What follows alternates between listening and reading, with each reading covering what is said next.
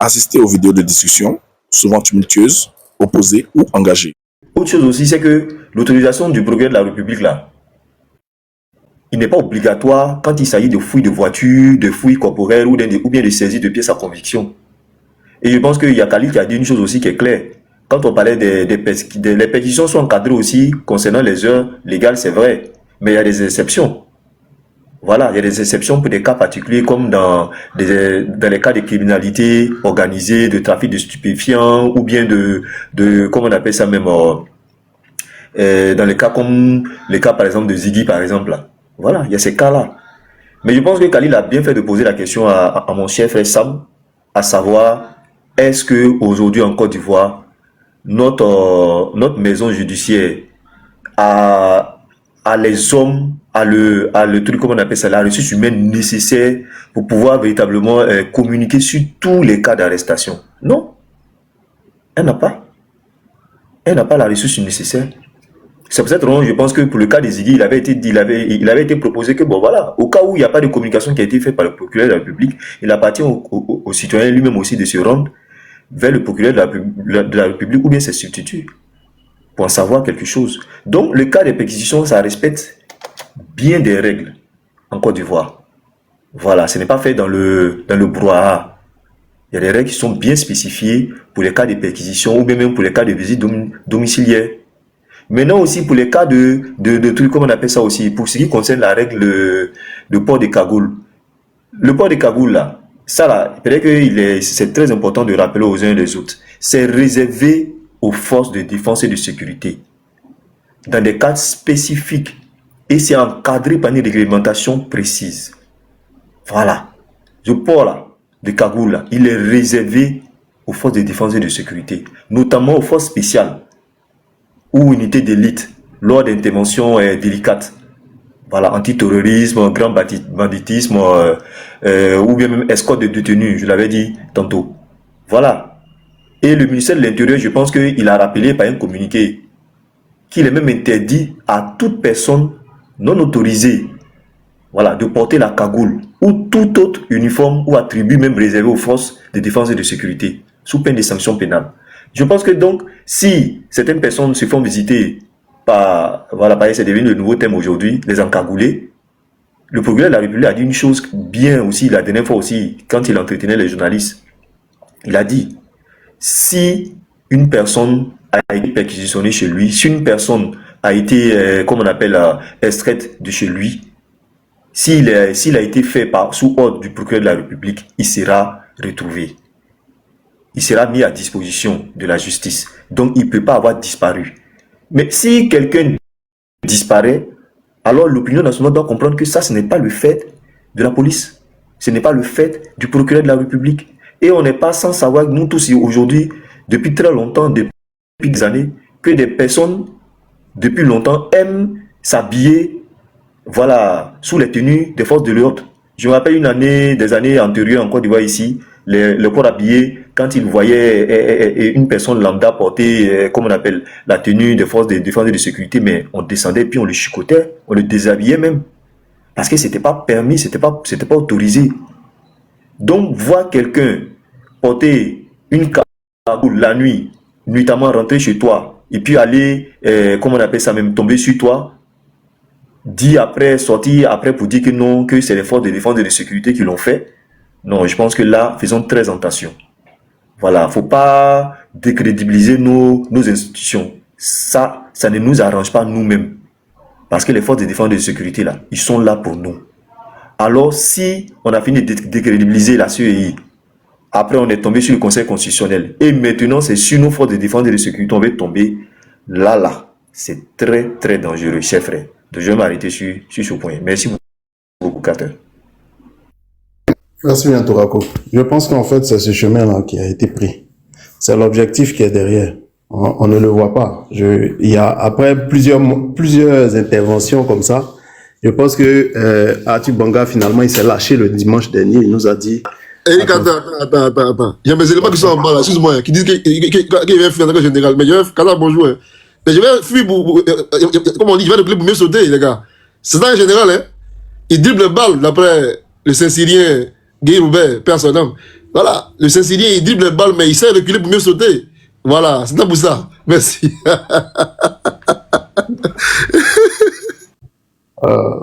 Donc c'est ça, hein. Je le disais tout à l'heure, Atubanga, il a insisté plusieurs fois et le dimanche dernier, il s'est lâché. Il a dit, ah, vraiment, il faut qu'on fasse attention parce que c'est ça l'objectif. Voilà. Planète, désolé, on t'a fait attendre longtemps. Oh non. Bon, je peux attendre 5 minutes. Je suis en train de récupérer un véhicule à l'agence de location. Juste Ok. 5 minutes, je reviens. Ok, donc on va passer chez Kaza alors. Alors c'est le sujet, Kaza, alors c'est le sujet directement, hein. Alors laisse l'affaire de fuir, c'est pas ton problème, t'étais pas là, c'est pas ton affaire. Alors c'est le Non, sujet. en fait, si tu veux le sujet, bon, moi j'ai pris votre débat en cours. Bon, j'ai entendu qu'en Kaboulé, police, c'est quoi le débat en fait? Non, attends, Kaza, donc, comme tu n'es pas informé, il faut attendre. Moi, je vais dire un mot. Alors, Mais vous me formez avant de dire un mot, ça c'est qu'elle a fait. mais tu veux qu'on te fasse le récit de tout ce qu'on a dit. Ah, ok. Non, je n'ai pas dit de me faire le récit de tout ce qu'on a dit. C'est quoi le débat? Donc, si il y a quelqu'un qui intervient, quand tu vas écouter, tu vas mieux comprendre de quoi nous parlons. On peut te dire c'est le port de Kagoul, mais si tu n'as pas écouté les différentes interventions, c'est souvent c'est donc c'est même pour t'aider, voilà. Alors, en fait, ouais, moi j'écoute bien Sam G qui essaie de faire des propositions, mais il faut faire des propositions lorsque tu as les éléments matériels. Et je reviens toujours sur le fait que on est tous d'accord que ce n'est pas un sujet politique. Or, les propositions que tu fais sont sur la base de ce que des hommes politiques ont dit, donc particulièrement de l'opposition, qui estiment, que des gens ont été arrêtés par des forces de l'ordre, ou même ils ont été enlevés, ils n'ont donné aucune preuve. D'abord, l'enlèvement, on le connaît. L'enlèvement est fait en dehors de toute procédure judiciaire. Ça, c'est un enlèvement. Jusqu'à présent, tous ceux qu'ils ont cités comme avoir été enlevés se sont retrouvés soit à la Maca. Ça veut dire que ce n'est pas un enlèvement, c'est un mensonge. À partir du moment où des gens mentent, frère, si tu es honnête, et je sais que tu l'es, tu ne peux pas faire une analyse, une proposition sur la base de ce qu'ils ont dit. Ça, c'est un. De deux, personne de nous n'a déjà vu une arrestation pour dire oui, on a vu des policiers la nuit encagoulés enlever des gens. Aucune preuve de ce qu'ils sont en train de dire. Donc c'est difficile. Est-ce que ce qu'ils disent ne vise pas à discréditer donc la police, le procureur, ce qui fait qu'ils disent que les gens sont arrêtés encagoulés? Non. L'autre chose, la préoccupation, si des policiers vont arrêter des individus avec cagoule, alors n'importe qui peut arriver pour dire je suis de la police, je suis venu pour arrêter et puis porte cagoule. Mais quand ils viennent là, ils ont des pièces d'identité. Même quand ils viennent en cagoulé, mais ils sont obligés de montrer leur badge qui démontre effectivement qu'ils sont policiers. Donc la différence elle est faite ici. Si quelqu'un porte cagoule pour aller enlever Kokoa et qu'il dit qu'il est de la police et qu'il vient en cagoulé, mais au moins je vais lui demander, bon, est-ce que vous pouvez décliner, vous pouvez nous montrer le badge qui prouve que vous êtes policier. Voilà. Parce que si vous dites qu'à partir du moment où des gens peuvent utiliser des cagoules en se faisant passer par des policiers parce que des policiers portent des cagoules, alors il faut interdire le port de cagoule, c'est qu'on va interdire le port d'armes chez les policiers en civil. Parce que là aussi, des gens peuvent prendre le prétexte d'avoir des armes sur eux et dire qu'ils sont de la police. Puisque la police est autorisée, même en dehors donc, de son lieu de service, ou en n'étant pas en service, il peut porter donc son arme. Donc sur la base de ça, on va aussi interdire le port d'armes. Donc voilà pourquoi je dis, les propositions que vous faites là ne sont pas pertinentes parce qu'on n'a pas encore identifié le problème réel, ce que ça pose comme problème réel. Est-ce que ce sont des faits qui sont avérés, que la plupart des arrestations se font avec donc des policiers qui portent des cagoules? Non. Alors comment on peut faire des propositions sur la base de faits dont nous n'avons pas parfaitement connaissance? C'est difficile. Tu vois, sauf si on veut me dire à moi, Kokora, que tout ce que l'opposition dit est vrai. Parce que je n'ai jamais vu quelqu'un du pouvoir qui a été arrêté, où on a accusé la police d'avoir fait un enlèvement. Et quand j'ai pris un exemple, Choupapi, il a été arrêté. Pourquoi est-ce que, les gens n'ont pas demandé que le procureur communique là-dessus? Mais parce qu'on n'en a pas fait tout un tas. C'est une affaire normale qui va se terminer devant un juge. Pourquoi est-ce qu'on va se déshabiller alors que c'est une affaire judiciaire? Parce que dans un pays aussi, il faut que les citoyens comprennent qu'il ne peut pas dicter sa volonté à une institution. Ce n'est pas possible.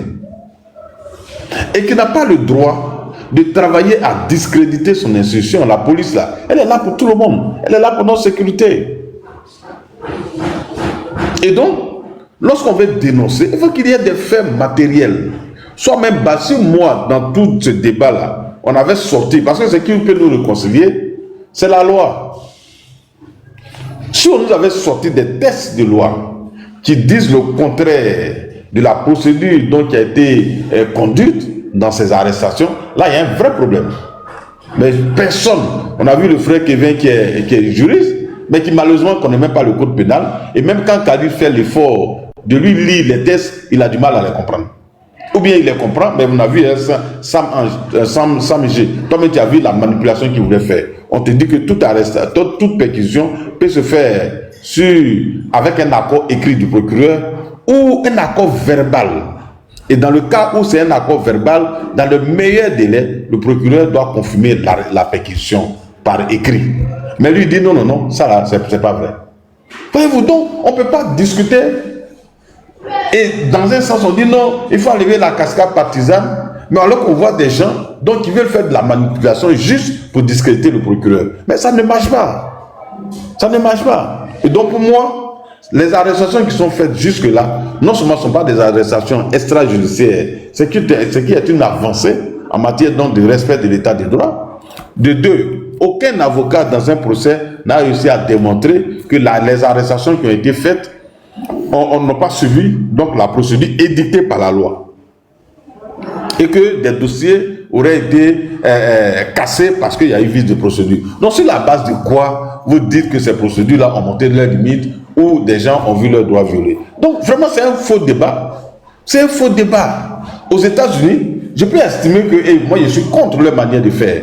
Où ils disent le policier a le droit de tirer sur n'importe qui s'il trouve que ces mouvements sont suspects. C'est-à-dire le policier t'arrête, tu dois mettre ta main sur ton volant, ou bien dès que tu mets, on te dit si tu mets ta main dans ta poche, il a le droit de tirer sur toi. Et sur la base de ça, ils ont tué plusieurs personnes. Moi, je suis contre ça. Mais c'est leur loi. C'est leur loi. On a vu même un enfant qui a été tué alors qu'il avait un jouet sous forme de pistolet. L'enfant a été tué. Après, on va voir ces pistolets en chose. Mais c'est leur loi qui dit que c'est comme ça qu'il faut faire les choses. La police doit toujours être en alerte et tout mouvement suspect, il doit tirer sur la personne. Voilà. Et vous dites non, pour aller arrêter quelqu'un, il faut envoyer une convocation. Bon, quelqu'un à qui on veut envoyer une convocation et puis il fuit. Ou bien vous lui donnez la communication, vous ne l'arrêtez pas, vous dites bon, venez vous présenter au commissariat et puis le gars se cherche. Dans un pays où il n'y a pas de situation géographique, il n'y a pas d'adresse claire, le gars se cherche, on fait comment? Si c'est un grand bandit, on a laissé un bandit comme ça partir, sur la base uniquement de nos récriminations. Donc ça ne présente même pas une garantie de sécurité pour tout le monde. Voyez-vous, on peut tous lutter pour que les choses s'améliorent, ça je suis d'accord. Mais avant que les gens disent que les choses doivent s'améliorer, il faut monter les limites réelles de ce que nous avons. Est-ce que ça vient de nos tests? Si oui, il faut respecter les tests. Est-ce que les tests ont montré leurs limites? Alors, il faut prendre d'autres tests pour l'améliorer. Mais jusque-là, on tourne en rond. Personne ne nous a sorti un élément pertinent qui démontre. Moi, j'ai dit, c'est pas là que termine. Macron premier là, au moins c'est un témoin vivant. Il y a eu un procès. Est-ce que les gens du PDC étaient là-bas? Tous ceux qui sont en train de bavarder là, est-ce qu'ils étaient là-bas pour suivre les débats? Non. Aujourd'hui, il est en liberté. Il était heureux. Est-ce que ça, c'est pas un état de droit? Voilà, l'état de droit te présente devant un juge, tu t'expliques, si tu es coupable, tu pars, tu es condamné, tu pars, tu finis, tu purges ta peine, Si tu n'es pas coupable aussi, tu vas à la maison. Voilà le sens de l'état de droit. Mais si l'état de droit, on doit dire que non, le policier, avant d'aller t'arrêter, il faut, moi, mais je peux se proposer, hein, que le policier, pour aller arrêter quelqu'un, il faut qu'il vienne avec du café, du croissant, et pour ne pas le traumatiser, pour qu'il soit à l'aise. Ah oui. C'est ma proposition. Il faut plus menotter les gens parce que c'est traumatisant, ça fait mal. Ça, c'est des propositions.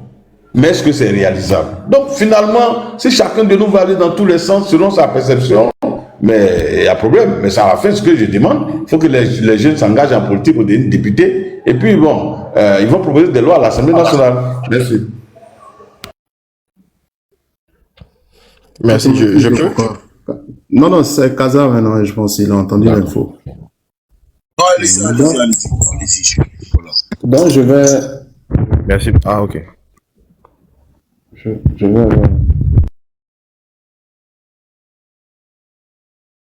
Mais Eric Carter, c'est à qui la parole? T'as pas dit, hein? D'accord, donc je vais y aller. Au téléphone. Samji, vas-y. Sinon, merci Khalil, je suis beaucoup. disponible. Est-ce que Planète, il a parlé? Ouais, je suis disponible maintenant. Tu es disponible? Ok, d'accord. Est-ce qu'on m'entend bien? Oui, très bien. Donc, je laisse la parole ou je peux partir, puis...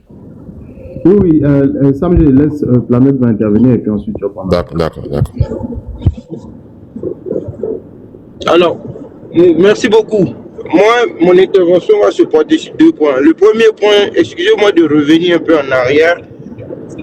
Il y a notre frère là, j'ai oublié son nom, il n'est plus là, qui reprochait à M. Kokora de rappeler l'histoire à chaque fois et que lui il trouvait que c'était un peu de la surenchère.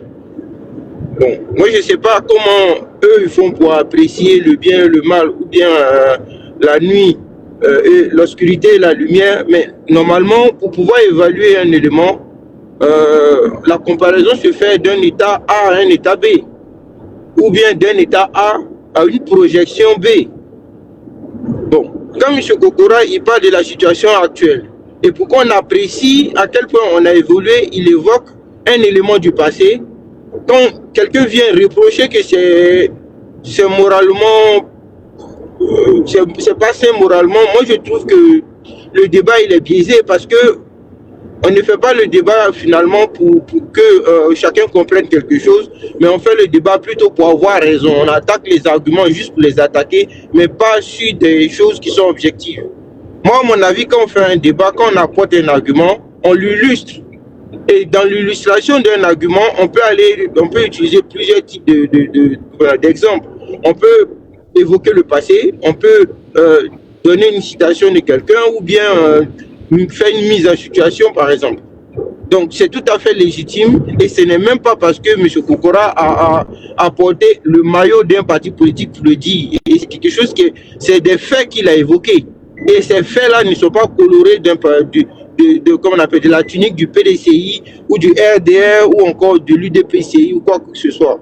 Mais c'est tout à fait logique de faire ça, de dire que aujourd'hui, par exemple, quand on arrête quelqu'un, après on le retrouve entre les mains des forces de l'ordre ou bien dans une prison ou bien dans un commissariat. Alors qu'avant, on retrouvait, tu disparaissais et après des jours ou bien des semaines, on retrouvait ta dépouille soit en bordure de route d'un caniveau ou bien dans la lagune ou dans la forêt du Bongo.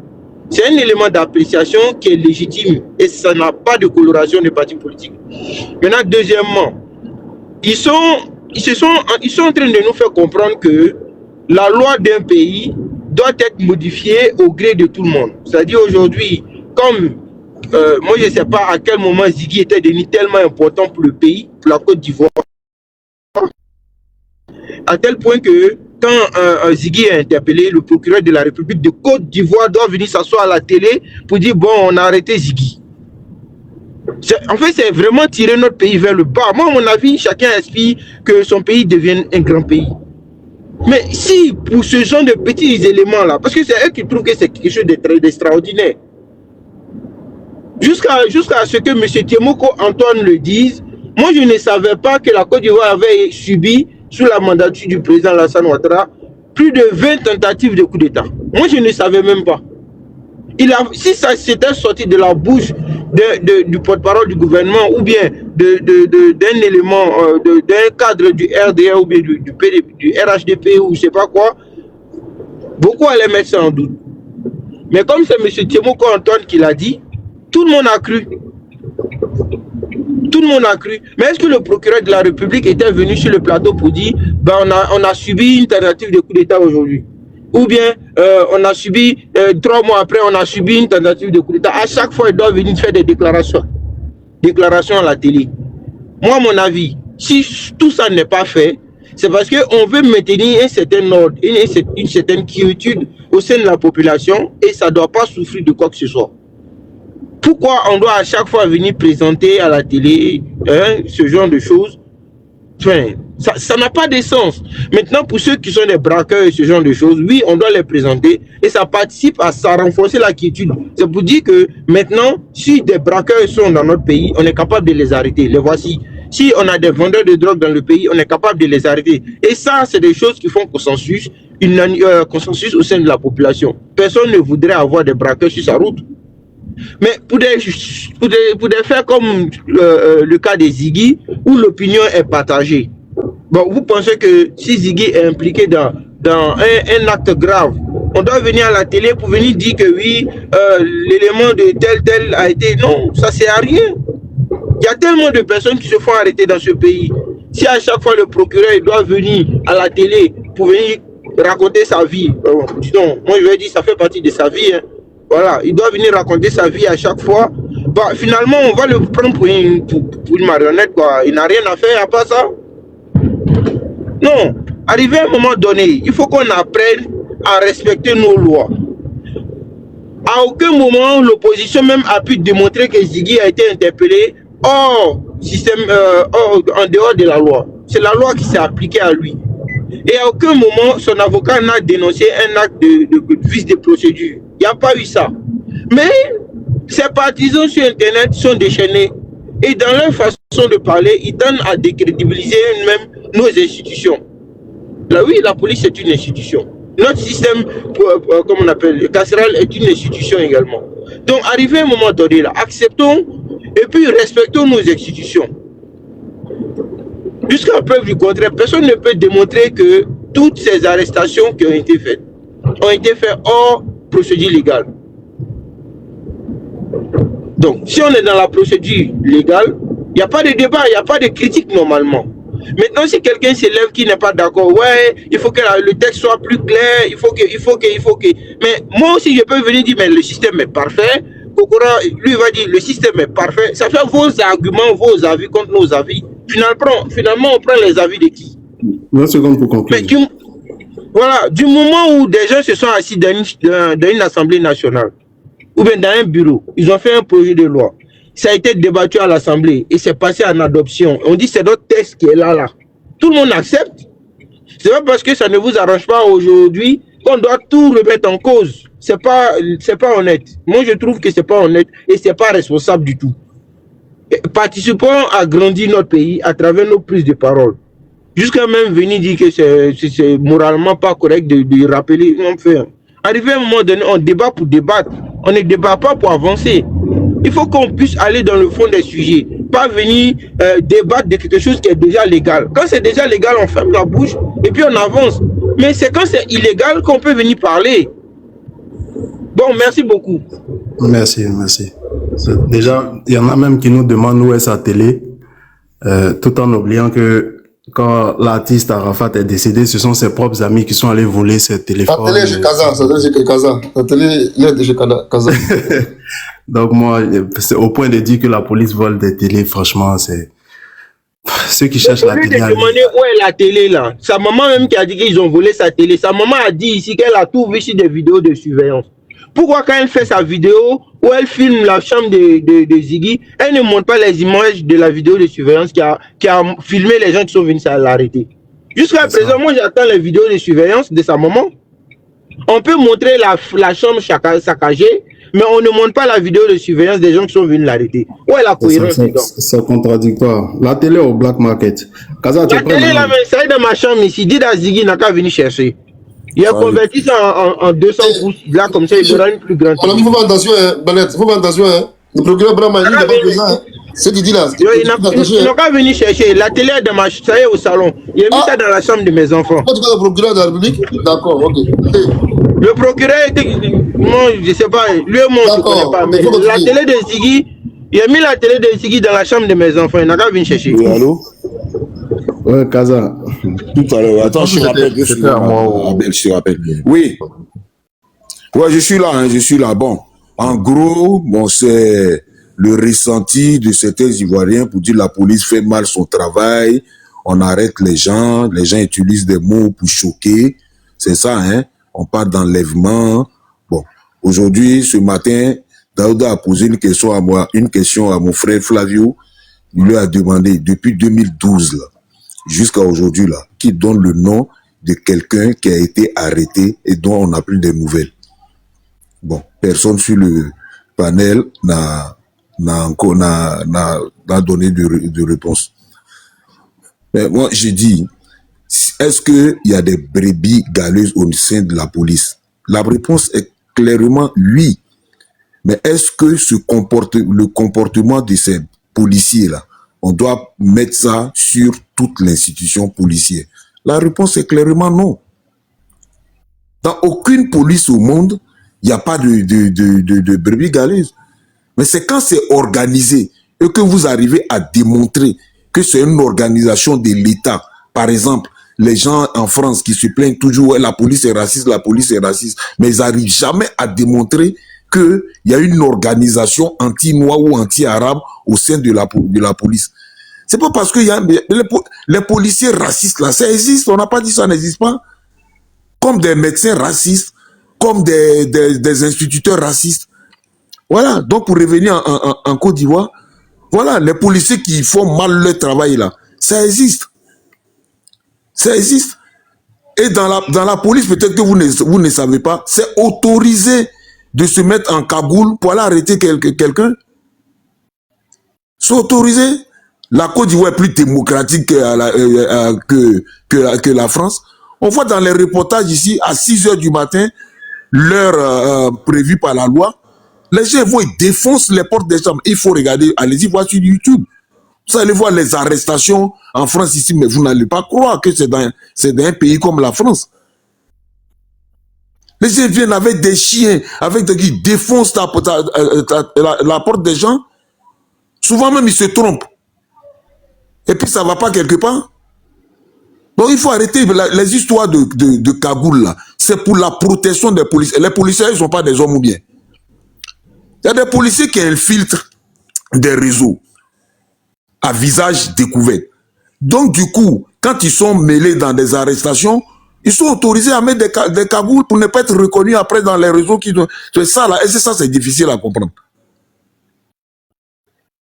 Moi, je suis d'accord avec vous qu'il y a quelques écarts au niveau de certains policiers, mais ce n'est pas... Mais venir faire croire aux Ivoiriens que c'est une organisation de l'État, mais franchement, ça tue après le message. Parce qu'après, qu'est-ce que les Kokora, les Kali, les vont dire? Ouais, vous, l'opposition, c'est toujours comme ça. C'est toujours comme ça. Non, mais puis après, ils auront raison. Non, il faut savoir raison garder. Voilà. Si vous avez des preuves que les droits de certaines personnes qui ont été arrêtées, ça existe, hein. Je n'ai pas dit que ça n'existe pas. Mais ce n'est pas une organisation de l'État. Ce n'est pas une organisation de l'institution police. Non. Ça, je ne crois pas un seul mot à ça. Je ne crois pas un seul mot à ça. Maintenant, la police aussi. Est-ce que, bon, moi je n'ai pas les informations, hein, vous allez peut-être m'informer. Est-ce que c'est l'arrestation de tout le monde qu'on met sur les réseaux sociaux avec des films? Est-ce que c'est normal? Moi je dis que ce n'est pas normal. On arrête par exemple le jeune homme qui a été arrêté, qui a dans son histoire de café cacao, je sais pas, c'est un planteur de café cacao qui disait qu'il allait déjà le président, un truc comme ça. On le voit, il est interrogé par la police, mais il a quand même, il a des droits, il a le droit à l'image quand même. Pour que cette vidéo-là vienne chercher quoi sur la toile. Donc quelqu'un a posé la question tout à l'heure, c'est mon frère Planète qui dit non, si toutes les arrestations, le procureur doit venir par aller, mais pourquoi vous mettez pas toutes les arrestations, vous mettez pas la vidéo de toutes les arrestations? Moi je comprends que vous voulez choquer, ouais, pour ça je peux comprendre. Mais les gens, ils ont l'air, il a carrément son droit bafoué. Ses droits sont bafoués, ça c'est la réalité. Et c'est pas la première fois. La dernière fois, on dit il y a des gens qui sont allés caillasser des bus, ce n'est pas bien, on est d'accord, mais on veut leur faire dire des aveux au niveau de la télé. Je sais que les gens vont prendre la parole tout à l'heure pour nous dire, et ça devient insupportable. Ouais, autant de Bédier, c'était comme ça, autant de gays. Est-ce que qui a dit qu'autant de Bédier, là, c'était bien? Qui a dit qu'autant de gays, c'était bien? On est à la recherche de l'amélioration ou bien de copier la médiocrité? Je pense que c'est la première question qu'il vaut. Donc voilà, moi je demande aux frères de l'opposition, calmez-vous, prenez un peu de recul avant de faire des analyses et puis utiliser les grands mots, enlèvement, ceci, encagoulé, ceci, porter des cagoules pour aller arrêter les gens, c'est pas la Côte d'Ivoire qui a créé ça. C'est pour la sécurité des policiers. Les policiers là, ils ont ce que vous ne savez pas, vous ne prenez pas en compte, ils ont des enfants, ils ont de la famille. Si les gens ne peuvent pas s'en prendre à eux, là, ils sont reconnus, là, ils vont s'en prendre à leurs enfants, à leurs femmes qui n'ont rien demandé. Il faut réfléchir aussi à ça. Voilà, donc c'est tout ce que moi je voulais dire concernant ce sujet-là. Khalil, merci à toi, Eric, à toi, merci à tous. Merci, Kaza. Ok, Samji, vous vouliez... Merci beaucoup. Je voudrais déjà commencer par un mot pour Khalil. Et bon, après, comme vous avez dit, il y a vraiment rien de personnel. En fait, si je me permets souvent d'intervenir quand vous intervenez, c'est parce que naïvement, vous commencez par dire des propos que je n'ai pas dit. Donc, naïvement, je veux en fait préciser pour que après votre argumentaire puisse coller en fait ou soit vraiment conforme à la pensée que j'ai eue lorsque j'ai avancé certains propos, quoi. Après, si c'est désobligeant, je m'en excuse. Donc voici un peu l'autre chose. Après, ça sera vraiment une intervention de clarification, hein. Je clarifie mon point de vue. Déjà que dans mon propos, je n'ai jamais pris fait cause pour l'opposition. J'aimerais même pas qu'on m'assimile à la manière dont l'opposition est en train de mener, parce que je suis vraiment pas d'accord. On l'a dit, on a tous été d'accord sur le fait que jusqu'à aujourd'hui, moi, comme j'ai dit, je ne vois pas où est-ce que, en fonction du code de procédure pénale actuel, où est-ce que les droits des interpellés de manière préalable ont été bafoués. Voilà, donc je suis pas dans ces débats-là encagoulé ou autre. J'ai même dit que pour moi, encagoulé, c'est un mot en français que je dis porter la cagoule. Donc, à quel moment est-ce que ça devient un crime de porter une cagoule lorsque sa fonction autorise à porter cette cagoule-là? Je pense que j'ai quand même été précis sur ce point-là pour dire que voilà, c'est une démarche de l'opposition qui vise à discréditer les institutions, enfin oui, et ternir la confiance en fait de la population dans leurs institutions. Et pour moi ça c'est pas bon.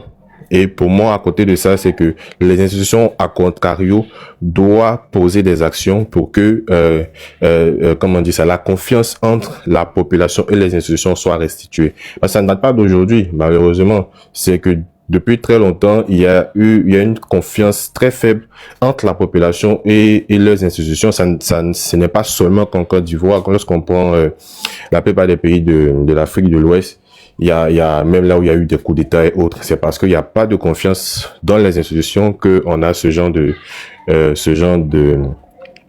pratique. Le mot c'est extrême, voilà.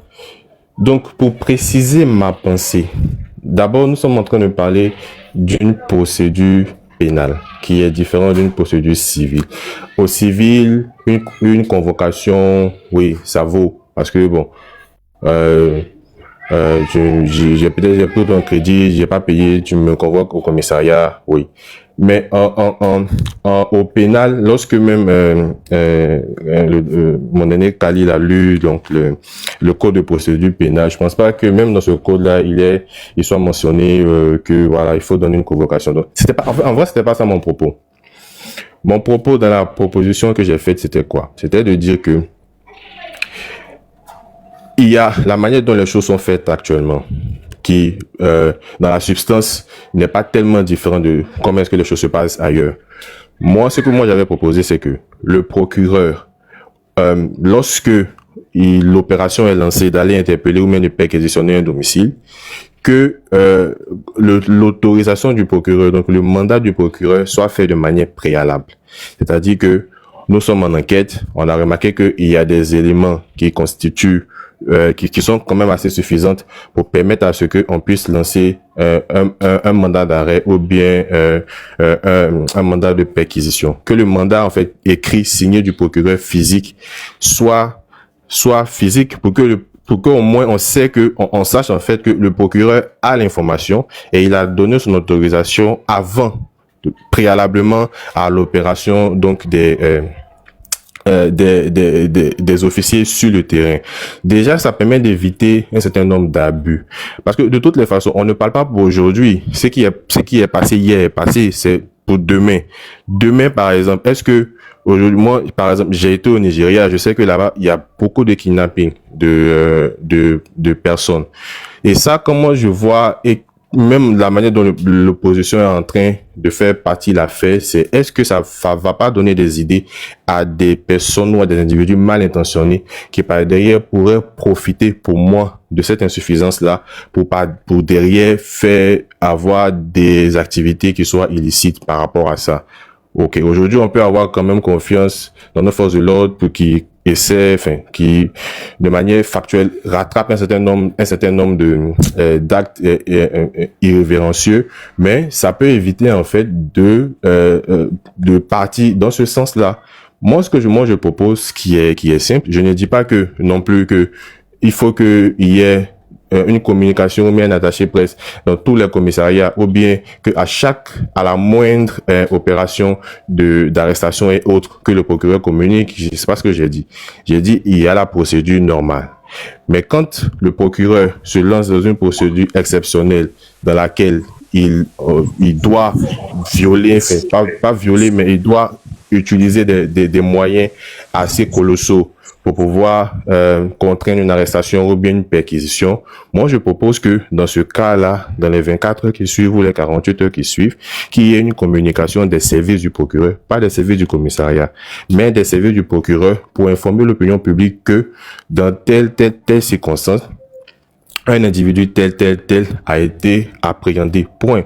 Sans donner plus de détails sur l'affaire ou pas. C'est pas tous les jours qu'il y a des arrestations exceptionnelles ou bien des moyens exceptionnels qui sont utilisés pour appréhender un individu ou bien pour faire une perquisition. Mais comme ça c'est fait, pour moi, il faut qu'il y ait communication. Dans ce sens-là, je ne dis pas, et je le répète encore une fois, qu'il faut qu'à chaque interpellation, qu'il puisse avoir une communication du procureur. C'est pas ça ma pensée du tout. C'est que le procureur a la possibilité de soulever une opération spécifique par rapport à un cas spécifique parce qu'il estime que ce cas-là est assez grave pour mettre en péril l'intégrité nationale. Dans ce cas, moi je souhaite qu'on ajoute une mention dans le code de procédure pénale pour que le procureur soit tenu dans les 24 ou les 48 heures ou même les 72 heures, tout dépend de comment est-ce qu'on on prévoit les choses, que le procureur au moins informe l'opinion publique qu'un tel a été effectivement arrêté en conformité avec le code de procédure pénale. Voici ce que je voulais clarifier. Ok. Général, vas-y. Hein. Voilà, non, juste une question, parce que il envoie une belle idée aussi. Moi, en fait, j'avais pensé à ça aussi, à cela, il y a 2 ou 3 mois, mais j'ai eu une difficulté. Donc, pour qu'il puisse comprendre ma difficulté là, que j'ai eu, que j'ai pensé à ce qu'il vient de dire là, j'ai eu une question pour qu'il puisse comprendre et ensemble, on va réfléchir ensemble. Ça veut dire que lui, il dit finalement que donc, il n'est pas pour que pour chaque acte, effectivement, on puisse communiquer forcément, mais il dit il y a un certain nombre d'interprétations, de perquisitions pour lesquelles lui, il souhaiterait qu'on puisse mettre dans la loi une obligation de communication de la part du procureur. Et il parle, excusez-moi, et en parlant, il a dit comme ça que les perquisitions qui se font assez violemment, guillemets, ou bien avec des moyens colossaux, comme il a dit exactement, pour ces questions-là, il souhaiterait qu'on fasse des communications. dans les 48 heures, 72 heures même. Tout, d'accord. Maintenant, ma question, c'est de savoir, est-ce que si cette intervention, n'est-ce pas, qui a eu lieu avec les moyens colossaux, n'est-ce pas, pour te citer encore une fois, exige effectivement de la part du procureur, selon lui, que il ne doit pas l'ébruiter au point de faire fuir d'autres complices. Est-ce que selon toi, il faut quand même mettre dans cette loi-là toujours qu'il doit forcément communiquer sur le nom, n'est-ce pas, n'est-ce pas, de ce dernier-là, selon toi? Est-ce qu'il faut quand même toujours mettre quand même cette disposition qui oblige le monsieur à donner le nom, n'est-ce pas, de l'interpellé dans un communiqué au motif que il aurait été interpellé avec des moyens colossaux, comme tu l'as dit toi-même? Est-ce que cette disposition-là, qui est pour ça quand même, peu importe, n'est-ce pas, la gravité et puis le risque, mais il faut quand même communiquer forcément. C'est ça ton objet? Oui, ce que vous dites s'entend, mais je veux dire que si le procureur est tenu de faire une communication, en ce moment-là, c'est lui qui va juger de l'opportunité de l'arrestation, de l'appréhension. C'est-à-dire que s'il sait qu'il a 24 heures, la loi l'oblige à faire une communication dans les 24 ou les 48 heures, il va se donner en fait d'avoir un certain nombre d'éléments assez tôt pour faire en sorte que dès qu'il appréhende l'individu X, il puisse en même temps lancer l'appréhension ou bien l'arrestation des individus qu'il soupçonne être complices. Pour moi, j'estime que même malgré ça, le procureur doit quand même informer.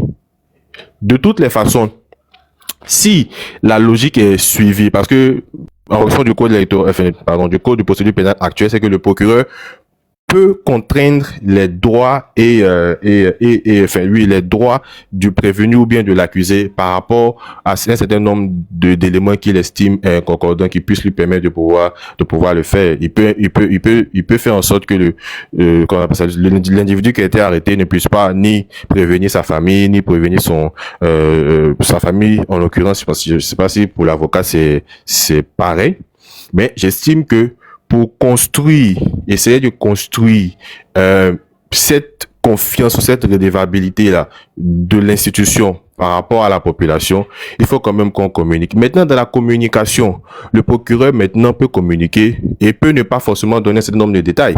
Il peut par exemple rester flou. Généralement, ce sont les initiaux qui sont utilisés. Un monsieur NK, par exemple, a été appréhendé dans telle circonstance ou pas, mais à tel moment, à telle heure, à telle date. Au moins, quand c'est comme ça, quand après l'information va devenir beaucoup plus publique, là, les précisions pourront se faire sur l'individu et le procureur pourra se dédouaner d'avoir informé. Mais pour nécessité d'enquête ou bien pour nécessité d'approfondir les enquêtes, il n'est pas allé à donner plus de détails que cela. Donc, tout va dépendre du procureur, de l'opportunité pour lui, en tout cas, l'opportunité de l'arrestation, de l'opportunité même de ce qu'il va mettre dans sa communication. Mais ça a lieu de s'arranger de sorte à ce que son enquête, dans la mesure du possible, ne soit pas, comment on dit ça, vulgarisé ou bien gâté, vraiment pour parler de manière triviale, quoi. Moi, c'est ce que je pense. Non, j'ai terminé. C'était juste pour montrer quelque chose en fait à l'assistance, mais à plus tard, quand je te laisse le temps de développer, tu vas développer en fait. Voilà. Mais tu veux pas développer? Ou bien tu passer la parole? Laisse les gens parler parce qu'il y a Claude qui veut parler, qui s'exprimer. Il y a monsieur le ministre, un moment aussi qui est monté. Donc voilà. Il y a une motion par rapport à ce qu'il dit. Ok, vas-y. Alors, quand il dit que le procureur doit quand même communiquer, même s'il ne donne pas plus d'informations et tout, je vais juste lui demander, tu me réponds s'il te plaît dans la foulée, Sam, s'il te plaît. Est-ce que tu estimes que pour la déclaration de candidature retenue, le Conseil constitutionnel avait bien fait son travail ou non? Si j'estime que quoi? Est-ce que le Conseil constitutionnel, en faisant la déclaration Non, c'est notre sujet, c'est une démarche, il faut me suivre seulement. Elle a donné un peu tous les éléments et le motif pourquoi les candidatures sont rejetées. Est-ce que tu estimes que c'était bien fait, oui ou non? Si le travail du Conseil constitutionnel était bien fait, je n'ai pas à juger de la... de la perfection du travail du La Conseil constitutionnel. déclaration. Je parlais de la Oui, c'est ce que je dis. Je n'ai pas à juger de la déclaration du travail du travail sur la déclaration du Conseil constitutionnel. Le Conseil constitutionnel a fait son travail avec les éléments qui étaient à son niveau. Voilà. Le Conseil constitutionnel a produit les conclusions de son travail. Les décisions du Conseil constitutionnel ne sont susceptibles d'aucun recours. Ouais. Le Conseil constitutionnel a fait son travail. Il a donné son, comment on dit ça, ses conclusions. On s'en tient à ses conclusions, tout simplement. En fait, Il n'y a pas d'émotion. Ce que je voulais te faire comprendre, est-ce que le fait de donner une information partielle ne peut pas avoir plus de dégâts que de ne même pas le communiquer du tout? Parce que le fait de retenir l'information, ça a plusieurs objectifs. Soit c'est pour poursuivre l'enquête, pour appréhender tous ceux qui sont liés au même. Le micro est très mauvais, la planète. Ton micro est extrêmement mauvais. Extrêmement.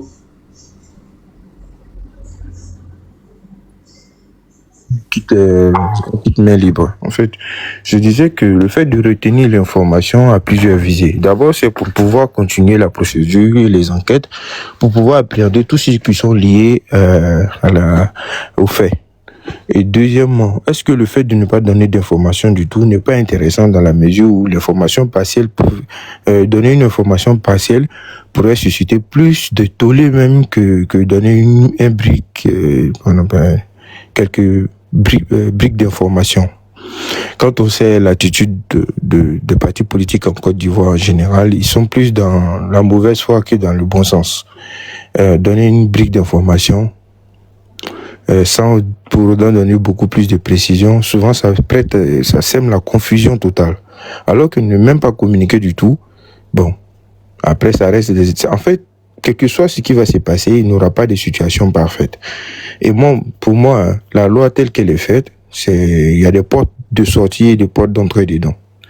C'est pour ne pas que elle soit trop précise, pour qu'on soit tout de suite, même dans le cas de crimes intolérables, on se retrouve tout de suite dans le cas de force majeure. Il faut donner une marge de manœuvre à certaines procédures.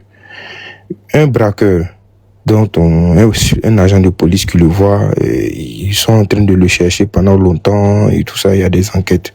En ce moment, si tu dis que le procureur doit rédiger son autorisation au préalable, mais dans ce cas-là, son avocat peut dire qu'il y a une cabale contre son client.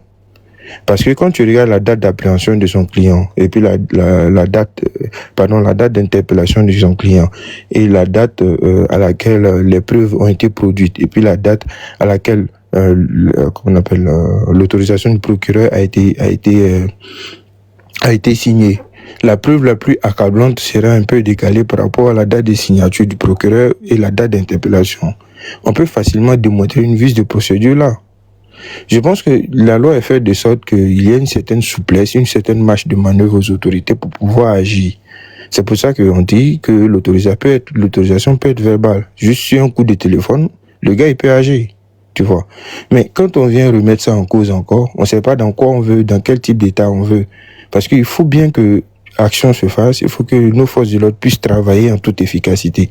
Mais quand ils ont trop de contraintes, telles que c'est en France par exemple, en France il y a des gens qui sont, le crime il est flagrant, mais on peut pas les inculper parce que vice de procédure, tu vois. Et ces gens-là se retrouvent en liberté alors que tout le monde est convaincu de leur culpabilité. Mais à cause d'une vice de procédure, parce que la loi a été un peu trop stricte à certains égards, on les relâche. Est-ce que c'est ce genre de société que nous voulons?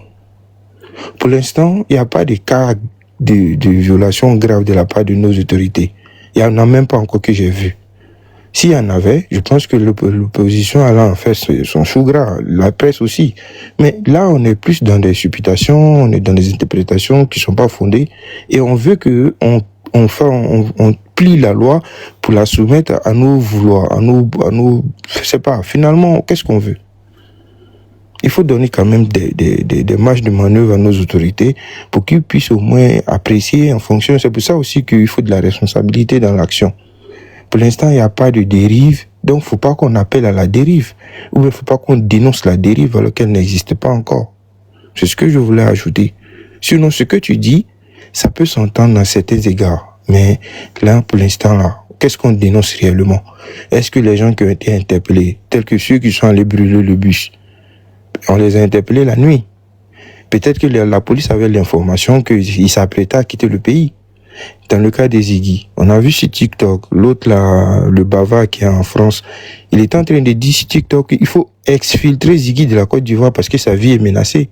Pourquoi? Parce qu'ils avaient tous l'information que ce que Ziggy a fait, ils étaient dans une sorte d'organisation et que il fallait pas donner le temps à Ziggy de sortir parce que ce dans quoi ils étaient là, si les résultats se produisaient, vous alliez dire que le gouvernement a échoué à protéger la population.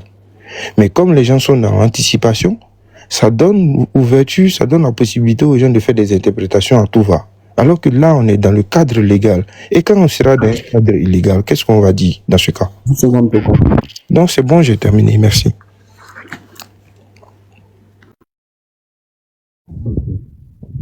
Allô, Oui, toi, go. allô? Oui, Oui. je voulais rapidement faire une motion à la chute de Casa. Casa avait, comment on appelle ça, il avait ouvert une problématique sur, comment on appelle ça même, les arrêtés là, les arrestations, et puis après les vidéos de ces arrestations comment on appelle ça même, disons de ces présumés coupables là qui ressortent sur les réseaux sociaux. Voilà, je vais faire rapidement une motion là-dessus. Au fait, à ce niveau-là, il faut savoir que, on m'entend bien? 4 heures, on m'entend? Oui, en fait, je voulais passer la parole et puis ensuite venir à toi. Comme ça, tu as le temps de développer. Ok, il n'y a pas de problème, j'ai compris. Merci. Ok, on a un ministre avec nous. Monsieur le ministre, Arsène Anouma. Vous êtes là, vous pouvez ouvrir votre micro. Vous m'entendez? Très bien. On vous entend D'accord. très bien. Bon, je me présente, je ne suis pas ministre, hein, c'est un pseudo. Voilà. Ouais, non, c'est pour rigoler. Mais mon ambition, c'est de l'être un jour pour servir mon pays, la Côte d'Ivoire. C'est pas bien grave, hein. On a connu des généraux sans étoiles ici. Il savait. Bon, d'accord. En fait, j'apprécie les échanges. J'apprécie la teneur des échanges. Et est-ce que nous demandons que les échanges soient faits malgré nos divergences d'opinion, dans le respect des opinions de chacun et dans la courtoisie. Donc j'apprécie cela et mon vœu c'est que cela puisse continuer comme ça. Ceci étant dit, moi je pense que on utilise des mots qui ne sont pas à leur place. C'est quoi un kidnapping? Un kidnapping, c'est lorsque une entité irrégulière qui n'est pas une force légale enlève quelqu'un en échange de quelque chose, que ce soit financier ou autre chose. Mais toutes les arrestations qui se sont passées en Côte d'Ivoire depuis 2011 que le président Ouattara est là, est-ce que une rançon ou bien quelque chose a été demandé à sa famille biologique ou politique en échange de la libération de ces personnes-là? Aucunement. Toutes ces personnes qui ont été enlevées, selon ce que les gens disent, qui ont été arrêtées, et c'est ça le vrai mot, qui ont été arrêtées par les forces de sécurité légale, comme l'a dit le procureur, se sont retrouvées aux mains de la justice. Et le temps de la procédure arrivé, les procédures ont été lancées. Ce que les gens oublient, le procureur, il est à la fois le procureur, mais aussi il a la tête du pôle antiterroriste de la Côte d'Ivoire. Donc le pôle antiterroriste a sa procédure pénale un peu plus corsée. Donc en fait, là-bas, on a affaire à des choses qui sont extrêmement graves. Et ce qui se passe actuellement en Côte d'Ivoire, il ne faut pas qu'on va se leurrer. L'opposition est dans une stratégie. Le pouvoir aussi est dans une stratégie. L'opposition veut que coûte, l'élection ne se fasse pas. Donc elle utilise des moyens, entre autres, pour pouvoir peut-être créer une insurrection nationale. Et ça tombe sous le coup de la loi antiterroriste. Le pouvoir aussi prend les dispositions pour ne pas que cela arrive. Comme l'a dit un interlocuteur précédent, si rien n'avait été fait pour anticiper et que ce que l'opposition projetait par ses appels officieux ou officiels à des soulèvements populaires, comme par exemple Ziggy a eu à le faire de façon voilée, mais qui était largement perspective par un esprit critique. Mais aujourd'hui, la Côte d'Ivoire aurait pu se retrouver à feu et à sang. Est-ce que c'est ce que nous voulons? Mais comme nous avons un pouvoir responsable qui est dans l'anticipation, le pouvoir prend ses dispositions pour éviter que ce genre de choses-là n'arrivent. On nous dit non, Pourquoi est-ce que les gens vont arrêter les gens, ils sont encagoulés? Mais pour ceux qui vivent en France et autres, en France, il y a les éléments du RAID ou bien du GIGN qui sont encagoulés. Ils sont encagoulés parce que ils sont appelés à effectuer des missions spécifiques, des missions dangereuses pour eux et leurs familles. Donc, c'est aussi normal que cette unité particulière de nos forces de sécurité opère ce genre d'arrestation avec la discrétion sur leur identité par rapport à d'autres choses, aussi pour éviter de restreindre leur champ d'action, parce qu'ils sont appelés à travailler sur d'autres terrains de choses. Par exemple, à faire de l'infiltration. Si aujourd'hui on les connaît, si demain ils doivent faire de l'infiltration, mais ils ne pourront pas. On a le témoignage de la mère de l'un des jeunes qui a été arrêté à la suite de la casse des bus. Mais la mère a dit qu'il y a un élément des forces de sécurité qui avait infiltré son fils. Et tout ce que son fils projetait avait été... les forces de sécurité savaient cela au préalable. Mais s'il a pu être infiltré par un élément des forces de sécurité, c'est parce que son identité n'est pas connue. Mais considérons que ces personnes-là partaient procéder à ces arrestations-là à visage découvert. Mais il ne peut pas faire ces infiltrations-là. Moi, je pense qu'on est juste dans une guerre de communication. L'opposition utilise des thèmes pour pouvoir porter son message, affaiblir les institutions et, in fine, arriver à atteindre son objectif qui est d'engendrer une insurrection populaire où toute chose qui puisse permettre au pouvoir actuel de tomber et eux avoir soit une transition politique ou bien prendre le pouvoir. C'est tout. Sinon, tout ce qui se passe en Côte d'Ivoire, pour moi, c'est dans la légalité de nos lois. Même si, lorsque par exemple l'affaire est considérée comme une affaire terroriste, comme elle les appelle à l'insurrection, selon ce que j'ai dû lire quelque part, je ne me souviens plus, la garde à vue peut amener jusqu'à 92 heures, je crois, 4 jours, à la suite de demande du procureur. Donc tout ce qui est fait, c'est fait de façon légale.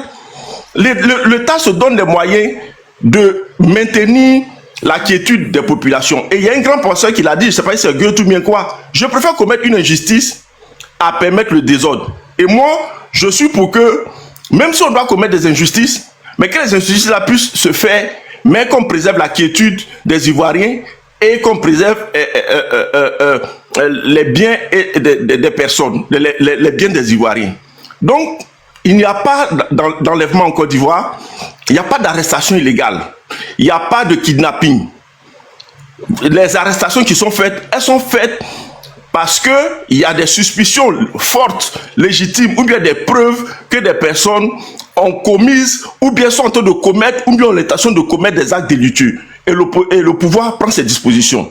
Nous avons affaire à un pouvoir responsable. Il y a un prédécesseur qui a dit, si ce pouvoir-là ne gérait pas comme ça, et qu'il y avait quelque chose, c'est nous-mêmes les Ivoiriens qui allons dire, comme aujourd'hui certains reprochent, et nous le disons, que l'ex-président Gbagbo a failli dans la gestion sécuritaire du pays en n'étant pas capable d'assurer la sécurité des Ivoiriens. C'est nous-mêmes qui allons dire que le pouvoir était incapable d'assurer la sécurité des Ivoiriens et telle chose est arrivée.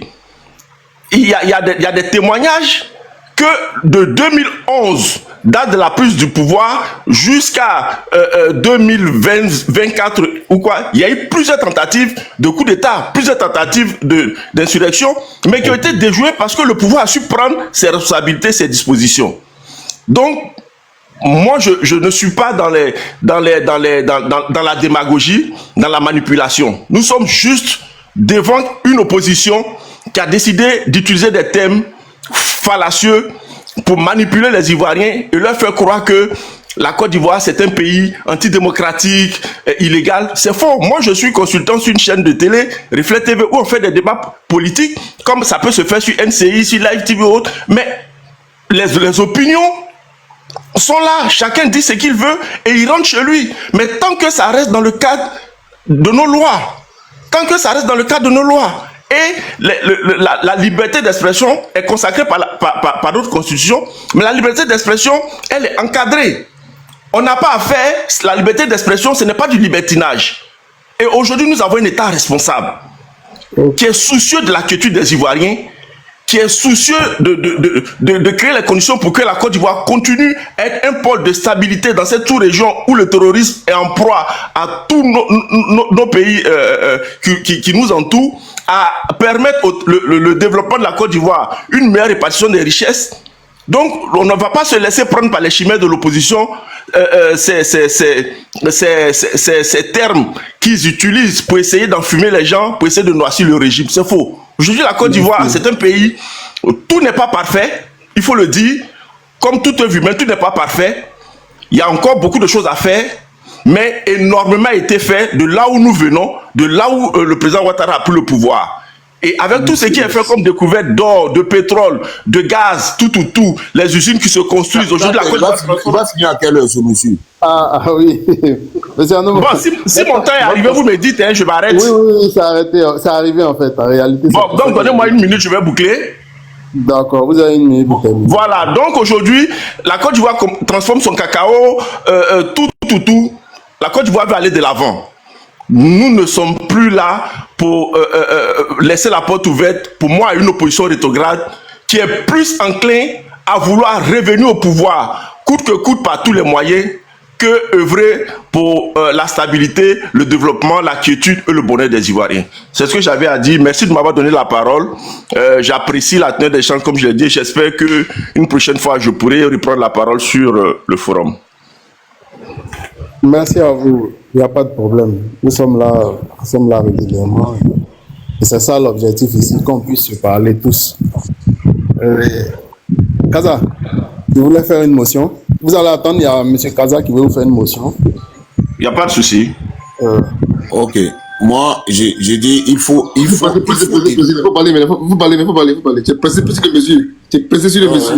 Non, mais il a fait 15 minutes. Le temps des paroles, c'est 5 minutes. Il a fait 15 minutes. C'est parce que je disais des choses intéressantes. Ouais, de votre point de vue. Moi, de mon point de vue, rien n'est intéressant. Lui aussi, à moi, c'est intéressant. Voilà.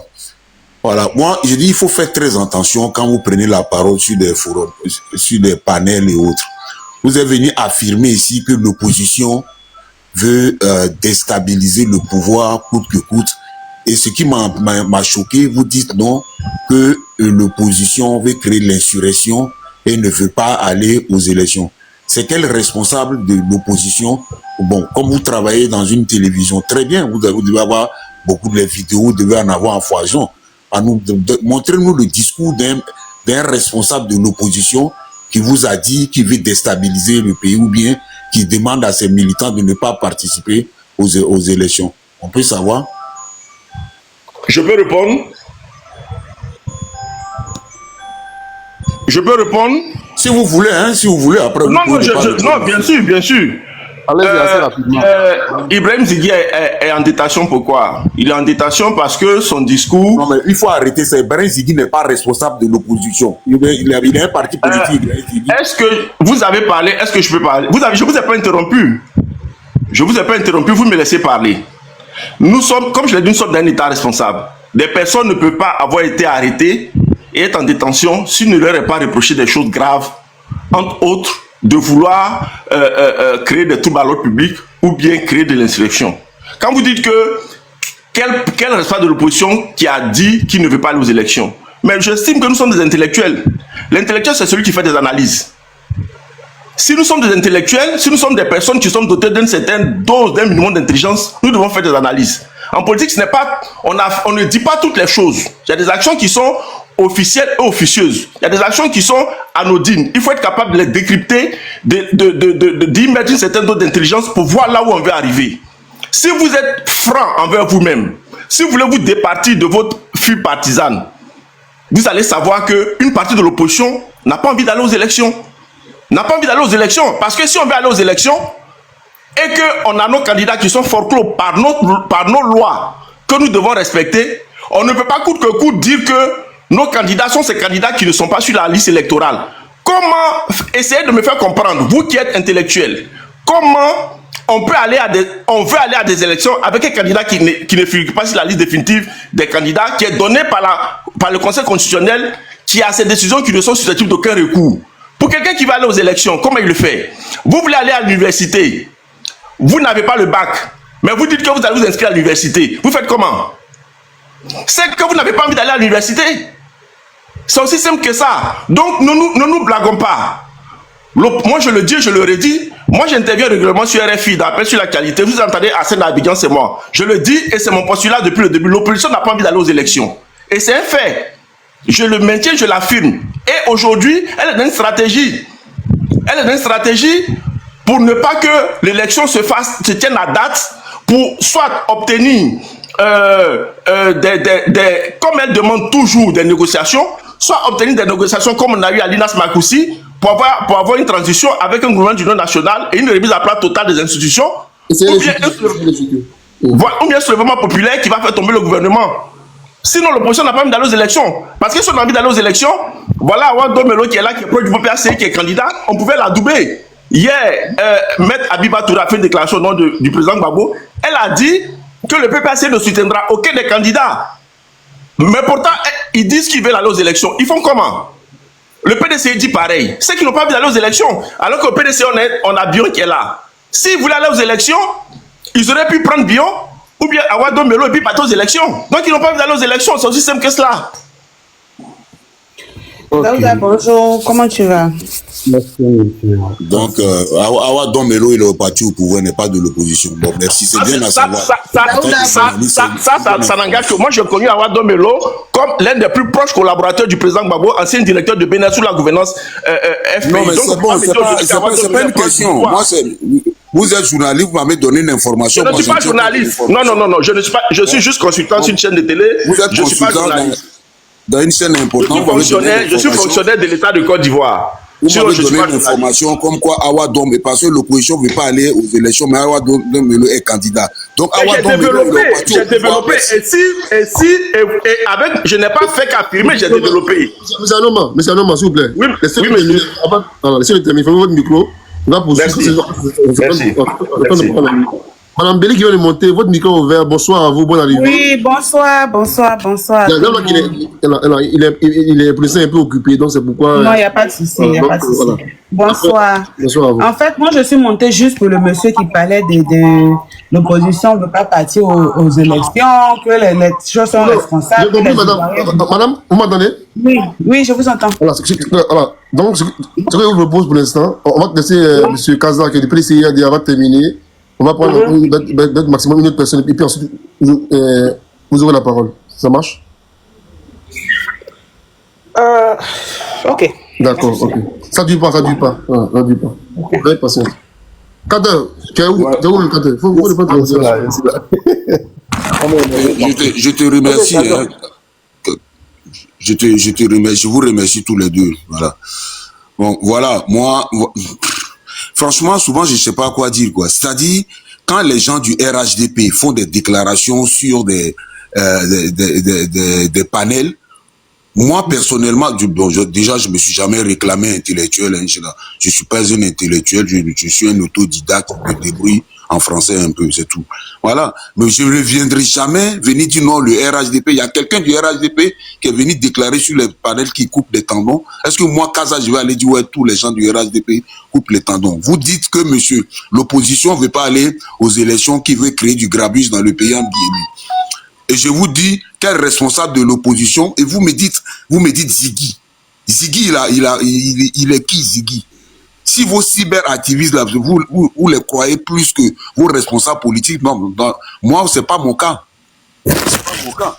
Voilà. Au bout d'un moment, vous dites la même chose et vous dites le contraire. Vous dites non, l'opposition ne veut pas aller aux élections et vous me parlez d'Awa Domelo. Donc moi, je vous dis, donc pour vous, Awa Domelo n'est pas de l'opposition, elle est du parti au pouvoir. Autant si vous avez dit pour Bion, bon là je n'allais pas me plaindre. Bion, bon, c'est pas grave. Il y a eu le soutien des Khalil, de tous ces gens-là du RHDP. De toute façon, c'est sur les panels que tous les gens du RHDP soutenaient Bion et voulaient faire de lui forcément notre plan B. Donc il faut être sérieux, il ne faut pas venir jeter le pas dessus. C'est faux. Pas venir jeter l'opprobre sur l'opposition. On a des responsables politiques. C'est eux qu'il faut écouter. Ne venez pas prendre des paroles sur des panels pour dire non, Kaza a dit ceci, Kaza il est qui? Ce n'est qu'un militant qui a son ressenti. Et ben voilà, il donne son point de vue. Voilà. Venez accuser l'opposition parce que ça, je vois cette petite musique-là. Parce qu'à chaque fois, on a des militants du RHDP comme vous, vous êtes là, vous provoquez l'opposition. Ouais, M. Gbagbo Laurent, il n'a qu'à donner son mot d'ordre. Il n'a qu'à donner son mot d'ordre. Parce que j'ai l'impression que la paix dans laquelle nous sommes là, vous, ça ne vous arrange pas. Et donc, vous êtes dans la provocation en incitant l'opposition à donner des mots d'ordre, en disant qu'on ne veut pas aller aux élections. Quelqu'un qui ne veut pas aller aux élections dit que j'ai mon nom sur la liste électorale, je vais participer aux élections. Où est la cohérence? Merci. Merci, Kaza. Torako, je t'avais pris la parole tout à l'heure. Ok, merci beaucoup, Kater. Moi, je ne vais pas rentrer dans le mano à mano de ministre et puis Kaza. Hein. Bon, voilà, je pense que moi, je voulais intervenir rapidement, hein, Kater, sur, comme je l'avais dit, c'était la chute de Kaza quand il parlait des vidéos d'interrogatoire qui apparaissent sur les réseaux sociaux. Voilà. Au fait, c'était pour dire que, oui, moi-même, à un moment donné, ça m'avait fait bizarre. Voilà, mais j'ai été un peu fait des recherches. J'ai été aussi questionné aussi, comment on appelle ça même, les gens, nos hommes des forces de l'ordre, voilà, est-ce que ça c'est normal, tout et tout, bon. Et puis bon, ce qui est ressorti dedans, c'est que, effectivement, tout comme on appelle ça même, les vidéos, d'abord, les interrogatoires, pour la plupart, pour certains interrogatoires, en tout cas, peut-être c'est pas tout, mais certains interrogatoires sont effectivement filmés. Voilà. Maintenant, ce qui est ressorti, c'est que les autorités judiciaires ou les organes compétents, voilà, peuvent décider de rendre publiques certaines images. Voilà, peuvent décider de rendre publiques certaines images dans le cadre d'enquêtes ou de procédures spécifiques. Voilà. Et puis, également aussi, ces vidéos aussi, ces publications des vidéos d'interrogatoire, voilà, ça vise plusieurs objectifs, hein. Voilà, entre autres, voilà, sensibiliser, informer, c'est-à-dire chercher à, comment on appelle ça même, à faire connaître au grand public des faits, voilà, à dénoncer des comportements, voilà, et puis surtout à informer sur une enquête en cours, par exemple. Mais souvent aussi dans une volonté de transparence et puis de mobilisation sociale. Il y a aussi, ça peut avoir un effet aussi de pression médiatique aussi. Ça peut avoir aussi un effet de transparence, de lutte contre l'impunité, voilà, et puis bon, il y avait aussi, ils avaient parlé de quoi encore même. Voilà, effet dissuasif. Voilà, ça peut avoir aussi un effet dissuasif. C'est-à-dire que c'est vite des gens comme quand on prend la vidéo de trucs, comment on appelle ça même, de notre ami du Auchan, là. Voilà, l'enfant guerrier. Voilà, c'est comme ça on l'appelle maintenant. Donc, pour dire que non, faisons attention. Je pense qu'on est en train depuis quelques heures, en train d'intervenir sur une notion. Et aucun de nous ici n'est dans le cadre judiciaire, n'est dans le cadre juridique, encore moins des corps habillés dont nous ne savons pas concrètement comment est-ce que les choses se passent en leur sein. C'est vrai, on essaie de faire des propositions, on essaie d'interpeller tout et tout, mais ne pensons pas que nos autorités, que ce soit judiciaires ou policières, ne savent pas ce qu'elles font. Ou bien ne prennent pas la peine de trucs, comme on appelle ça même, de faire des trucs, comme on appelle, comment je vais le dire même, de faire un travail scientifique. Voilà, un travail scientifique de ce qu'ils doivent faire avant de le faire.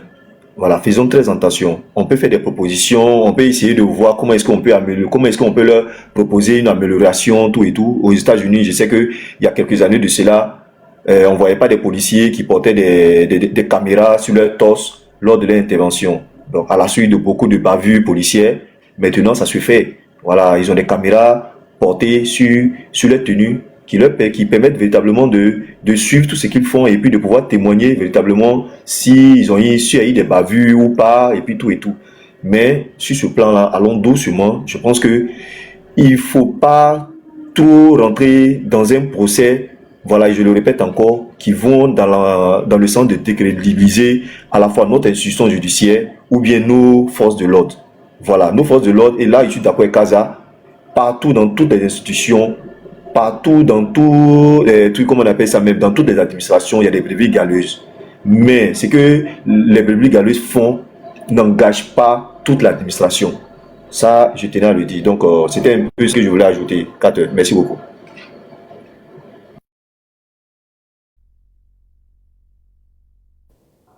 Allô? Oui, on vous entend. Allô? Je peux? Oui, Sam, vas-y. Oui, ok, donc je profite. Il m'a interpellé là. Je t'ai dit Ah, faut pas d'accord. Ah, ok, Tata, d'accord. tu es fatigué un peu, on dirait. Hein, tu dis? Tu es un peu fatigué, on dirait. Tu es un peu fatigué là. J'étais au téléphone. Ah, J'étais au téléphone. d'accord. Vas-y, tu peux gérer. Bon, d'accord. Avant que Sam ne puisse s'exprimer là, apparemment, il y a une motion pour. Ok, vas-y.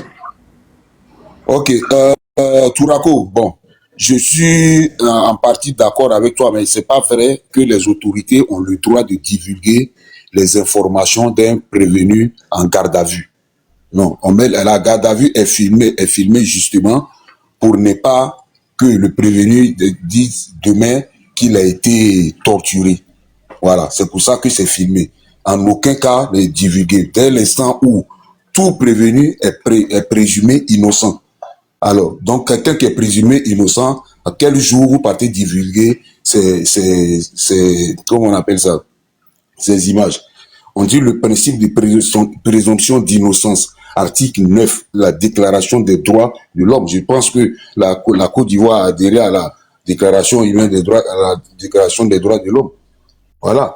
Publier l'image d'un prévenu en garde à vue peut porter atteinte à ce principe-là, le principe fondamental qui est la présomption d'innocence. Voilà. Moi, je ne critique pas, je ne dis pas que c'est une organisation, mais je dis ce n'est pas normal. Les gens, ils ont le droit, mais aussi, quel que soit le crime commis, tant que la personne n'est pas jugée, on doit respecter ses droits. C'est tout ce que moi j'ai dit. On ne peut pas venir humilier. Bon, quel que soit le crime commis, la personne, on a vu, je fais allusion à cette vidéo de ce jeune garçon qui pleurait carrément, et le policier qui disait, on t'a pas frappé. Bon, qu'est-ce qui prouve qu'on l'a pas frappé? Non, il faut éviter, il faut améliorer les choses, faut pas, voilà, jeter les gens à la médite populaire. Voilà, c'est pas. Si on commence aujourd'hui, demain quelqu'un qui sera accusé à tort d'avoir VUL une fille et qu'on met sa vidéo et que après les gens s'en prennent à lui et puis après ça encore on s'en rend compte que en fait ce monsieur il était innocent. Non, on va pas s'en sortir. Voilà. Il y a d'autres moyens pour faire parler les gens au lieu de chercher à les humilier en mettant leurs vidéos sur les réseaux sociaux. Ça, moi, je suis convaincu que c'est encore un comportement d'un policier. Je l'ai dit à ma première prise de parole. C'est encore un comportement d'un agent de police zélé. Voilà, c'est tout. Sinon, je ne pense pas que le procureur puisse cautionner ça. Voilà, c'est tout ce que je voulais dire. Bon, Khalil, moi, j'ai profité pour descendre, parce que les gens qui... Non, mais Kaza, Kaza, faut pas descendre, pardon. Non, je vais descendre parce qu'il y a des gens avec qui moi j'ai décidé de ne plus débattre. Les gens qui insultent la mère des gens. Oui, non, mais Kaza, attends. Non, Kate. Il est là, s'il te plaît. Lui-même, il est garçon, lui-même, il va me dire. C'est qui ça? Non, mais tu ne peux pas partir. Je n'ai même pas envie de prononcer son nom. Tu sais qu'ici, on n'insulte pas. On vient débattre, vous permettez d'insulter la mère des gens. Non, tu sais qu'ici, on n'insulte pas. Ouais, non, mais franchement, je vais pas parler de ce gars. Excusez-moi, il va bouger là, excusez-moi, les gars, il va bouger. Et quoi, qu'est-ce qui s'est passé? Qui a insulté qui? Non, c'est pas ici. C'est sur un autre panel. Donc, moi, je vais plus déjà décider de pas débattre. Non, mais ça peut pas arriver, ne t'en fais pas. Tu peux rester, Kaza. Tu sais que ça. Je ne vais pas débattre sur tes individus. Car je suis désolé. Parce qu'il va parler là, forcément, je vais vouloir faire une motion. Là, je ne vais pas le laisser déblatérer aussi n'importe quoi. Donc, pour éviter ça, je préfère quitter le panel. C'est tout. C'est qui ça? Il est là, il est garde aussi. Il n'a qu'à se détruire. Lui-même n'a qu'à dire son nom. Il est là, non? Ou bien il est Non. 4 je pense que, comment on appelle? Kaza, je pense que Général Khalil, 4 voilà, Kaza, tu n'es pas l'un des, voilà, tu n'es pas quelqu'un d'anodin comme nous autres, voilà, que vous avez quand même l'amabilité de nous laisser monter sur ce panel-là, voilà. Tu as une personne de choix pour Daouda et puis pour Général Khalil et puis 4 donc, voilà. Et tu peux pas être sur ce panel-là et puis quelqu'un qui t'aurait invectivé sur un autre panel va monter et puis, voilà, on va lui donner la parole. Moi, en tout cas, oui, moi, non, ça ne pas suffire. Voilà. Moi, je pense que tu peux descendre la personne. Tu désignes la personne. Tu as ce droit. Tu peux pas quitter la discussion parce que... Non, tu peux pas quitter la discussion. Surtout que moi, j'ai un droit de réponse à te donner par rapport à ton intervention. Donc, faut gérer rapidement ton droit de réponse. Je t'écoute. Ok, donc voilà, pour ne pas qu'on se laisse distraire. Kaza, ce que tu dis, je le comprends très bien, mais apparemment, quand j'ai intervenu, tu m'as pas bien saisi. Je dis, effectivement, on ne peut pas publier la vidéo d'interrogatoire sur les réseaux sociaux, bien, voilà, sans autorisation. Mais ça peut se faire, c'est ce que je suis en train de te dire, ça peut se faire avec autorisation. Voilà, sinon, la publier sans autorisation, c'est illégal. Et puis même, ça expose même à des sanctions même. Mais ça peut se faire, et c'est ce que je t'ai dit que les autorités judiciaires et les organes compétents peuvent décider de rendre ça public. Ça se fait, il n'y a même pas de problème. Maintenant, quand tu me prends le cas de notre jeune ami, comment on appelle même, l'enfant guerrier. Non, Kaza, tu vas pas... peut-être que je peux te comprendre, hein, je peux comprendre plus ou moins ce que tu voulais expliquer par là, mais tu vas pas lui le prendre son fait, qui est un fait assez avéré, avec de quelqu'un qui a VIOL, voilà, dont une vidéo n'est pas apparue de son acte. Ce dernier-là, ce qu'il a fait là, c'est un acte qui va directement à l'endroit du premier, voilà, du premier chef même de notre nation. Donc, faire une vidéo interrogatoire de ce dernier-là et le publier, comme je l'ai dit là, c'est un caractère, c'est une visée. Sa visée là, c'est un effet dissuasif. C'est pour servir d'exemple, pour ne même pas que d'autres personnes encore puissent prendre le courage de faire ce qu'il a fait. Donc, c'est à cette portée-là. Donc, voilà pourquoi je dis que non. Étant donné que nous, là, nous jusqu'à présent, là, nous, on va, on check, on prend des lois, on lit, tout et tout.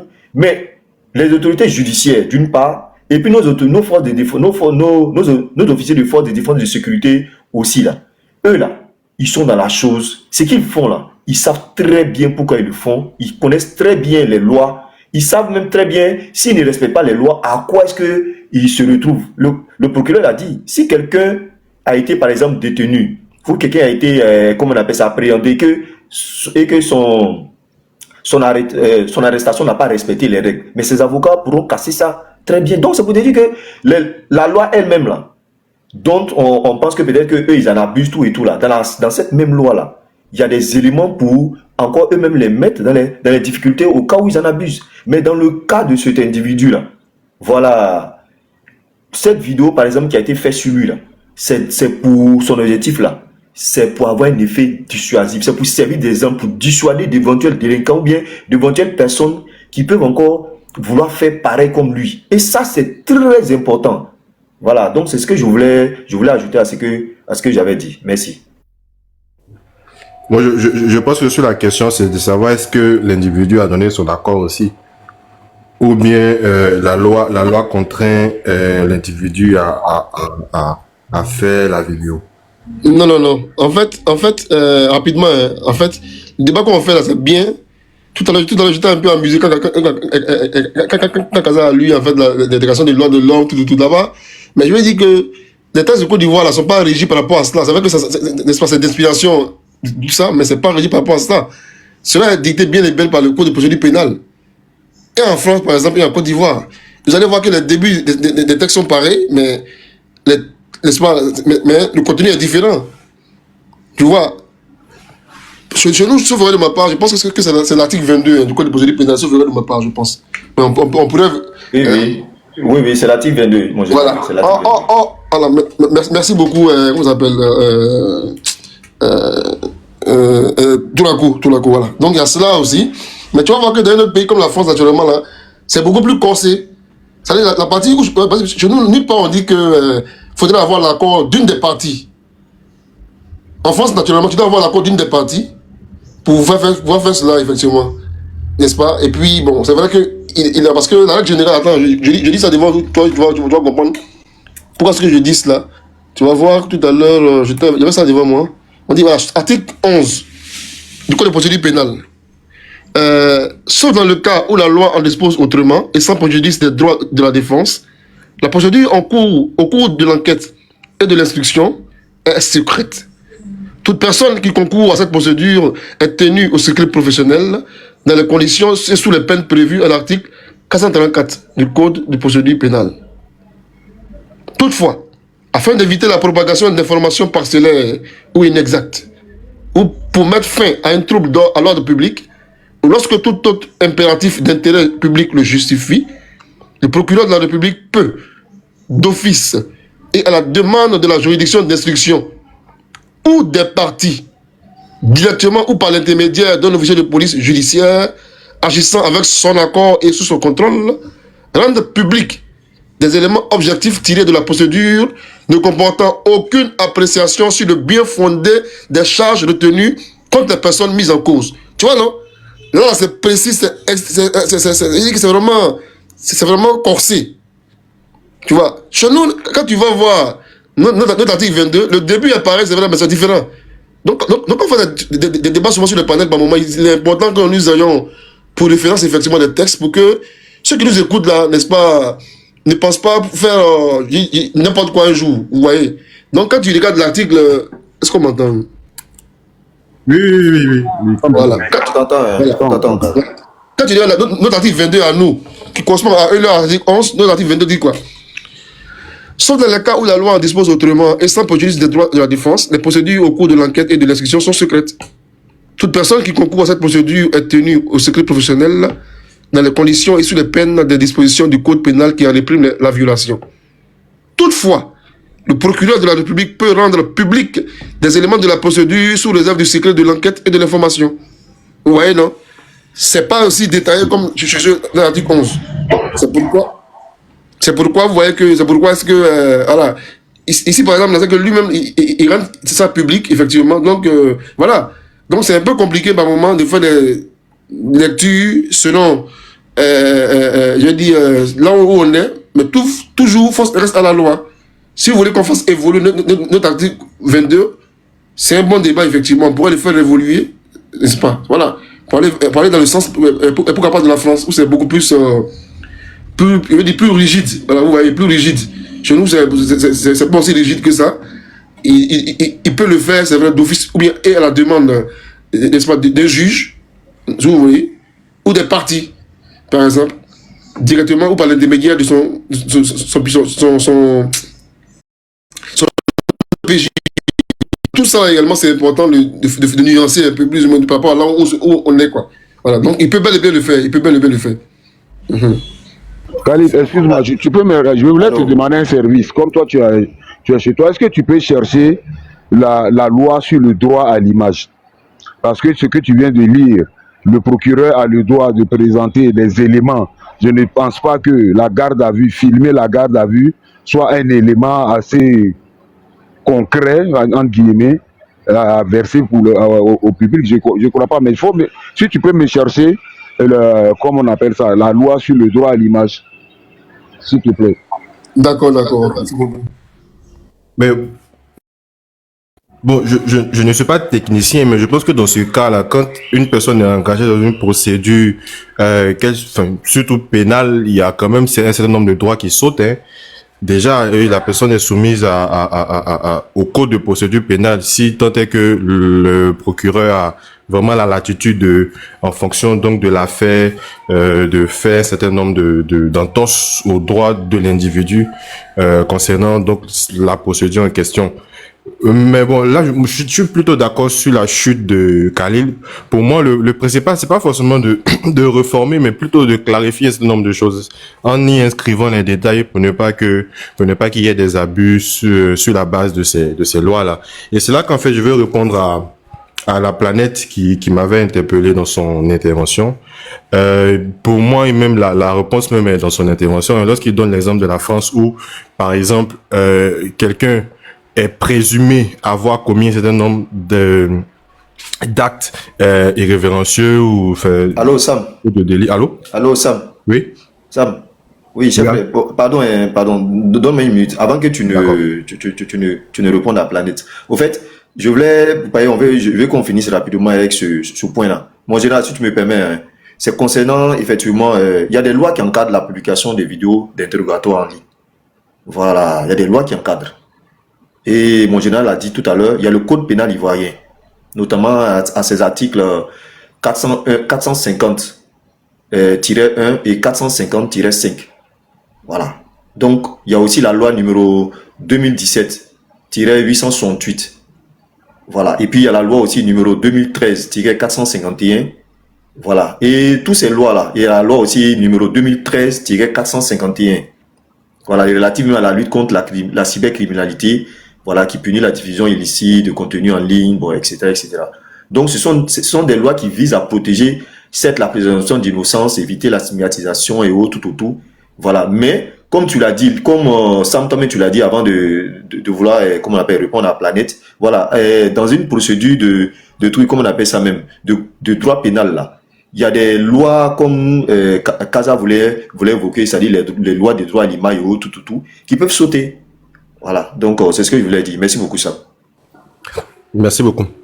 Donc je continue. Hein. En fait, l'objectif de clarifier les textes de loi ou bien de contraindre à un certain niveau les autorités qui ont la charge de l'application de la loi, c'est pour éviter les abus. Voilà. Si en France les choses ont été corsées comme Planète l'a dit, c'est pour éviter que d'un régime à un autre, le prochain régime utilise la loi pour pouvoir se venger. Je dis n'importe quoi. Imaginons que demain le PPACI vient au pouvoir. Enfin, vraiment, imaginons. Et sur la base des lois qui sont là, si on rentre dans un combat politico-politique, le PPACI peut être tenté d'utiliser effectivement les mêmes lois sur cette base-là dans des circonstances floues pour pouvoir avoir des représailles voilà contre les anciens tenants du pouvoir. Donc c'est pour éviter en fait ce genre de situation là et essayer au maximum de construire une société où c'est le citoyen qui normalement est le souverain qui a effectivement le droit dont les droits sont respectés, dont toutes les situations sont respectées, encore que je ne présume pas que c'est ce que le PPACI va faire. C'est juste un exemple que j'ai pris. J'aurais pu ne pas nommer ce parti-là. Voilà, je n'ai rien non plus contre ni le PPACI ni le RAGP. Est-ce que je veux dire, je pense qu'en substance on me comprend, c'est pour éviter en fait ce genre de comportement et ce type de représailles si tant est que la personne qui vient au pouvoir n'est pas de bonne foi, que on fait en sorte que la loi soit aussi claire possible et que la loi soit... Sam, ton micro, hein, on t'entend très très faiblement. Dans les deux sens. C'est mieux, allô? Allô? C'est bon maintenant, c'est bon. Ok, désolé. Donc, j'étais disant, du coup, c'est exactement pour ces raisons-là qu'on fait en sorte que la loi soit le plus contraignant possible pour les deux camps, c'est-à-dire que ce soit ceux qui ont l'appareil de l'État, qui ont les moyens de pouvoir opprimer, entre guillemets, le peuple, et aussi pour le peuple qui a la souveraineté de pouvoir s'opposer dans un sens ou dans un autre à ceux qui sont au pouvoir. Donc pour moi, c'est là que se trouve l'enjeu. C'est demain, comment est-ce qu'on le construit? Est-ce qu'on va rester dans une guéguerre entre partis politiques où finalement demain, quand le parti X va arriver, il va dire que non, hier comme le parti Y avait fait ça, dans ce que nous on fait aujourd'hui là, voilà. Est-ce qu'on va rester dans ce schéma là, ou est-ce qu'on va vraiment migrer vers une situation où on va de manière saine, de manière responsable, et puis dans une bonne perspective, arriver à tailler nos lois ou à les mettre au goût du jour en fonction de notre contexte actuel et sans forcément personnaliser le débat, sans personnaliser par rapport à un individu, par rapport à un groupe d'individus ou pas, essayer au maximum de construire un état de droit qui soit vraiment taillé sous mesure par rapport au contexte actuel, par rapport à l'environnement actuel. Aujourd'hui, plus de 70% de la population de Côte d'Ivoire a moins de 35 ans. Donc, il y a beaucoup de choses, par exemple, qui se sont passées avant que cette population ne sait pas. Aujourd'hui, la majorité, je peux dire en tout cas une bonne partie de la population est éduquée. Donc, il y a des exigences aujourd'hui que la population a qu'elle n'avait pas avant.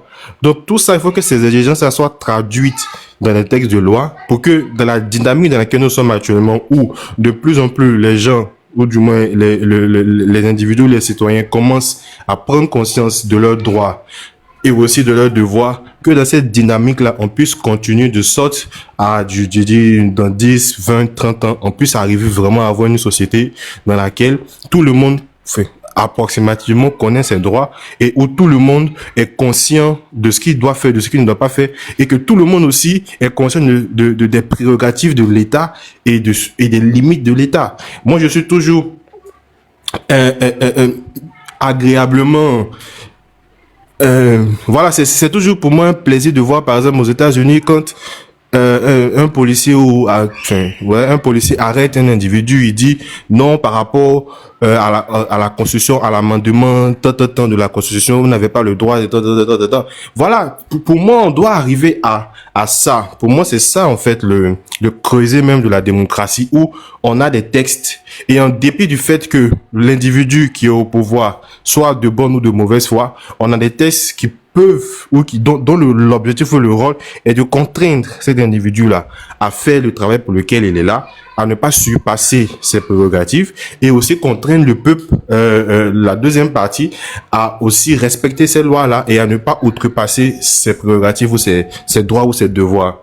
Donc voici moi ce que j'avais voulu dire. Ok, merci. Merci Sam. Général est descendu. Bon, je pense que y a Gap qui n'a pas encore parlé. Gap, vous êtes là? Ouais, je suis là. Bon, excusez-moi déjà si je serai bref, hein. Comme étant donné que Kaza, lui seul, il a décidé de me censurer et de me mettre à la verdict populaire, parce que les débats contradictoires, ça l'intéresse pas. Et je souhaiterais pas que on en arrive à plein de choses, puisque lui il pense que moi je lui en veux quelque chose. Moi personnellement, je n'en veux à personne. Je ne connais ni Thiam ni Bion. Nous sommes tous des Ivoiriens. Mais quand une personne s'arroge le droit d'empêcher l'autre de s'exprimer, et que parce que la personne s'exprime, il faut le jeter à la vindicte populaire, moi je souhaiterais pas vraiment venir perturber votre débat. Donc, je vais descendre et puis bon, s'il y a un autre sujet et que Kaza décide de pouvoir mener un débat contradictoire comme cela se doit, il n'y a pas de problème. Moi, je n'ai aucune animosité vis-à-vis de lui et je lui ai dit, mais la haine viscérale qu'il me voue parce que Thiam a été exclu de la course électorale, moi, je supporte pas ça. Voilà, donc c'est ça nos problèmes, moi et Kaza. Il a décidé que c'est moi qui l'ai insulté. Là où je m'inscris vraiment en faux, donc je ne souhaiterais pas perturber. Voilà, je souhaiterais pas perturber votre truc. Et puis bon, si vous souhaitez que j'intervienne, il n'y a pas de problème. Si ça peut perturber votre débat, je préfère descendre, quoi. Voilà. Bon, en tout cas, par solidarité, en tant que modérateur, je préfère que vous laissiez tomber. Voilà, parce que... Ok, ça marche. Donc... Ouais, modérateur. Ok, ça marche. Ok. Ça marche. Donc, à plus. Ciao. Ok, Ahmed. J'ai cru que c'était Ahmed. Oui. J'ai voulu te jeter bonjour. Même si moi j'aurais souhaité quand même que, que vous parlez un peu au grand frère Kaza, parce que je sais que c'est quelqu'un d'assez conciliant, pour essayer de passer l'éponge sur cette histoire entre lui et puis l'autre grand frère Gap, parce que c'est pas intéressant. On a besoin aussi d'entendre tout le monde, je pense. Moi, j'aurais souhaité quand même qu'on le laisse en haut et puis discuter avec le grand frère Kaza pour qu'il puisse mettre un peu d'eau dans son Yamakuji pour que vous puissiez régler, comme vous l'avez déjà fait pour certains sur ce panel-là. Moi, je pense que ça allait être encore plus intéressant au lieu de le laisser partir. Par principe, on règle ce qui se passe ici. On règle ça ici. Voilà, ce qui ne s'est pas passé ici, c'est pas à nous de prendre parti pour ça. Et comme je l'ai dit, Kaza est modérateur ici. Moi, je suis modérateur. On est modérateur au même titre. Par solidarité, je ne pourrais pas laisser quelqu'un dont la présence pourrait l'horripiler. Je ne pourrais pas laisser cette personne sur le panel. Voilà, c'est comme ça. Et puis, on fait avec. Donc, allez-y. Vous avez le sujet, allez-y. Il n'y a pas de souci. Il n'y a pas de souci. Même si je trouve que c'est pas juste, parce que ça s'est pas passé ici. Mais bon, grand frère, moi je suis monté pour répondre au grand frère Kaza d'abord, c'est-à-dire le premier point, lorsqu'il a demandé à ministre à savoir si c'est quel officiel de l'opposition qui a parlé de déstabilisation ou bien d'un truc du genre. Bon, peut-être il fait exprès ou bien je ne sais pas s'il n'est pas au courant, le grand frère, mais il y a le Éric Zemmour de Koumassi, de chez eux, qui s'appelle Shérif Osman, qui a dit que tant que il n'y a pas de la fumée qui s'élève au-dessus de la Côte d'Ivoire, comment on appelle, la communauté internationale va pas agir dessus. Voilà, pour moi moi j'appelle ça appel clair à l'insurrection. Voilà, c'est clair, ce n'est même pas, pour moi ça fait même pas truc.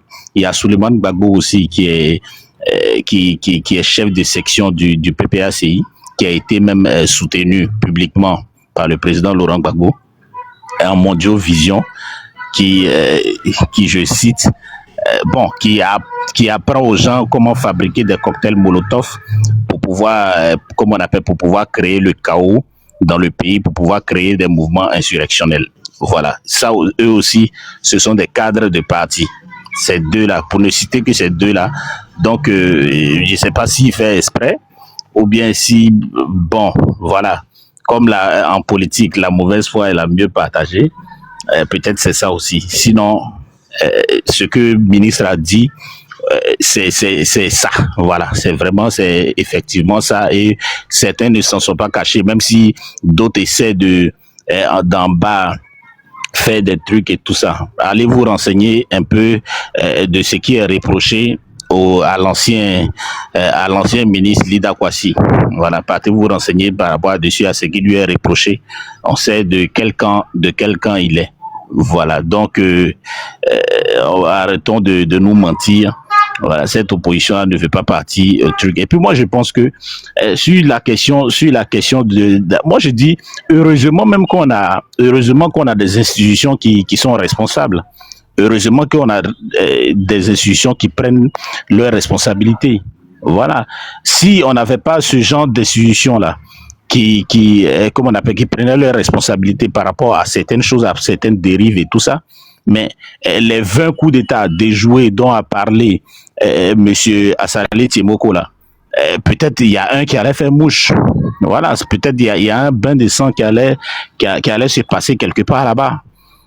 Donc pour moi c'est bien. Moi je pense que moi au contraire, même moi je félicite nos autorités. Ils font un boulot incroyable.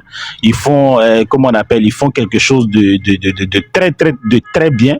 Voilà, et on n'a jamais vu nos autorités prendre quelqu'un et puis partir l'exécuter, pour partir le jeter quelque part là-bas. Tout ça, on voit pas ça aujourd'hui. Et pour moi, c'est quelque chose de bien, c'est une bonne avancée. Ça n'a toujours pas été le cas dans ce pays-là. Aujourd'hui, c'est quelque chose qui n'existe plus. Les gens, ils sont arrêtés. Ils sont arrêtés dans les délais. On sait où ils sont, selon le code de procédure pénale. Parce que moi, j'étais un coup d'œil sur le code de procédure pénale. Moi, j'ai pas vu où, c'est-à-dire même si on se basait sur ce qu'avait dit certains opposants et tout ça, moi je n'ai vu à aucun moment un endroit où les droits de par exemple de Ziggy ont été violés et tout ça. Moi je l'ai pas vu. Voilà. Si en fonction de ce qui lui est reproché, si c'est des faits de terrorisme ou assimilés, voilà. Et moi je pense que il est dans le cas des cas graves. Voilà, parce que apparemment, selon les informations qu'on a, il est au bâtiment C, alors qu'on sait qu'au bâtiment C, à la Maca, c'est là-bas qu'on met les dangereux criminels, vous connaissez. Donc, pour moi, c'est qu'il devrait, dans ce cas-là, pour moi, ça justifie un peu son arrestation entre guillemets musclée et tout ça. Voilà, donc pour moi, c'est quelque chose de normal. Il faut que les autorités continuent sur ce chemin-là, qu'ils n'écoutent pas, ces opposants-là. Parce que ça ne les arrange pas. Ça ne les arrange pas parce que ça n'arrange pas leur plan funeste. Il faut le dire. Voilà. Et moi, je pense que, le ministre a été quand même courageux de le dire, de dire ce qui est. Parce que c'est ce qui est. Voilà. Donc, vous pouvez retourner ça dans tous les sens que vous voulez, mais c'est ça la réalité. Et nos autorités doivent prendre leurs responsabilités, doivent continuer à prendre leurs responsabilités, en interpellant ces personnes-là, coûte que coûte, avec, à la manière qu'il faut. voilà, pour les mettre hors d'état de nuit, pour protéger, comme on appelle la majorité. Voilà, parce que c'est pas à cause des ressentiments d'une minorité qu'on va mettre en danger une majorité. Voilà, parce que même si les 8 millions de personnes qui sont sur la liste électorale, tous votent, ils ne sont pas la majorité de ceux qui sont en Côte d'Ivoire ici. La Côte d'Ivoire fait 30 millions d'habitants et il y a 8 millions de personnes seulement qui s'intéressent à la chose politique, au vote et tout ça. Donc, il y a une majorité de près de 22 millions d'Ivoiriens et de non-Ivoiriens qu'il faut protéger aussi. Donc, ceux qui vont, comme on appelle, qui vont se mettre sur un chemin subversif, il faut les mettre hors d'état de nuit, mais par tous les moyens, parce qu'il faut protéger les personnes, il faut protéger leurs biens et tout ça. Voilà, pour moi, c'est une bonne chose. Moi, je suis monté pour féliciter nos autorités, pour qu'ils puissent continuer dans ce sens-là. Il faut faire les choses comme ça. Vous faites les choses bien, vous faites les choses dans les règles de l'art. Vous ne tuez pas, vous ne torturez pas. Voilà, merci. Ok, merci bien. Merci. Il n'y a pas de motion, hein? Pas de motion pour si tu permets, Eric. Voilà. Vas-y, Kassa. C'est pas une motion en tant que tel, je voulais clarifier quelque chose. Si vous avez remarqué, quand ce monsieur est monté sur le panel, moi j'ai pris soin de ne pas dire son nom. Moi je n'allais pas le descendre. Je n'ai pas pris soin, j'ai pris soin de ne pas dire son nom. Mais quand il prend la parole, il dit, Eric, moi je vous prends tous à témoin. J'ai discuté avec des bionistes ici, d'où lui qui vient d'arriver sur la toile en tant que bioniste, je vais avoir une haine vis-à-vis de lui. Jeunesse, Conscience et moi, on discute très bien. Orly, qui est une bioniste de la première heure, on discute très bien. On était sur un panel, le monsieur, malheureusement Khalil est descendu, toi-même peut-être tu l'as remarqué, il n'arrête pas de couper la parole aux gens. Et hier, on était sur un panel, il n'arrêtait pas de couper la parole. Je l'ai tout simplement dit, non, il faut arrêter. Le premier des respects, c'est de ne pas empêcher les autres de parler. Et c'est vrai que j'ai utilisé le mot aboiement. Et en réponse de ça, il me dit, c'est ta mère qui aboie. Et je lui fais ce reproche-là sur ce panel. Au lieu de prendre la parole pour s'excuser, il commence à se défendre en disant que moi j'ai de la haine pour lui. Je le connais où pour avoir de la haine pour lui. Et je précise encore, je discute avec plein de bionistes. Sous prétexte qu'on aurait rejeté le nom de M. Thiam sur la liste électorale, moi je vais avoir de la haine pour lui. Non, il faut de temps en temps, il faut avoir le courage de dire ah non, ma pensée a dépassé. Et puis on passe à autre chose. Moi je ne viens pas sur les panels pour que ma mère n'a pas demandé. Moi vous-même là, vous pouvez m'insulter comme vous voulez. Ça je vous autorise, c'est pas grave. Mais mes parents, non, et par exemple, je peux pas accepter ça. Donc, encore une fois, au lieu de présenter ses excuses, il vient se ménager une défense. Tu as bien fait de le faire descendre finalement, parce qu'on allait rentrer dans les discussions. Il ne veut même pas reconnaître le préalable. Donc, qu'est-ce que moi je peux faire pour lui? Voilà, il est descendu, il ne va pas me manquer, honnêtement. Je n'ai aucune haine pour lui. Je discute avec des bionistes. Voilà la clarification que je voulais faire. Merci. Ok, non, il n'y a pas de problème. Il n'y a pas de problème. Je ne savais même pas qu'il s'agissait de lui. De toutes les façons, ici, on a des règles, hein. Donc, voilà. On a des règles qui sont claires. Et puis, tu as Modo ici. Donc, voilà, il y a des choses je sais que tu te réserves le droit d'utiliser tes pouvoirs de Modo, mais tu sais que moi, je m'en prive pas. Donc, Monsieur Ayede. Bonsoir. Oui, bonsoir à tous. C'est vendredi soir. Il y a bien, hein? Ouais, tranquille, léger. On dit pas au champ. Ouais, je suis déjà descendu. Donc, je vous écoutais depuis. J'ai bien aimé le débat sur les aspects juridiques. Là. Je sais qu'à un moment donné, Kevin même était monté. C'était très, très intéressant parce que ça nous permettait d'apprendre un peu, vous savez, le droit. Franchement, c'était très, très intéressant. Alors, au-delà de ça, j'ai bien aimé le débat. Ça, il faut que je sois honnête. Bon, alors, je pense que ceux qui reprochent des choses à la façon dont la justice fonctionne en Côte d'Ivoire, ben, je pense qu'on leur donne l'attitude de pouvoir apporter, on leur donne l'occasion de pouvoir être plus concret dans les améliorations éventuelles qu'ils pourraient proposer. Voyez-vous, vous avez notre opposition qui a quand même des groupes parlementaires à l'Assemblée. On sait tous que à l'Assemblée, on peut faire des propositions de loi. Donc vous verrez, et je pense que ça, pendant très longtemps, ça fait partie des choses qu'on a beaucoup reproché à notre opposition. Vous savez, dans un pays, c'est normal qu'il y ait un parti au pouvoir et qu'il y ait une opposition. Les deux sont nécessaires pour la bonne marche de la démocratie dans un État. Et un pays comme la Côte d'Ivoire, qui est un pays en développement, c'est encore plus important parce qu'aujourd'hui, de ces échanges avec cette opposition-là, on pourra toujours trouver la meilleure façon de faire avancer le pays et puis permettre au pays de continuer à se développer avec la contribution de tout le monde. Mais le triste constat qu'on fait, c'est quoi? C'est que vous avez une opposition qui n'est au grand jamais. C'est-à-dire qu'aujourd'hui, vous pouvez regarder les législatures qui sont passées. Vous verrez qu'en termes de proposition de loi, ils sont complètement aphones, ils sont silencieux. Et souvent, les explications qu'ils ont trouvées pour justifier cette attitude-là ne tiennent pas en réalité. C'est-à-dire qu'aujourd'hui, moi, je vais prendre un cas précis. Vous avez une situation où M. Laurent Gbagbo a besoin d'une loi d'amnistie pour pouvoir remettre à zéro, je vais dire, sa situation civile et politique. Mais en tant que député, en tant que groupe parlementaire au Parlement, mais le Parlement, tout député a la possibilité d'introduire une proposition de loi. Vous avez vu, il y en a eu zéro. Zéro. Et aujourd'hui, il avait voulu que ça soit forcément, que ça soit le pouvoir exécutif qui initie un projet de loi. Voilà. Et ça, franchement, moi, c'est des choses que je trouve complètement anormales.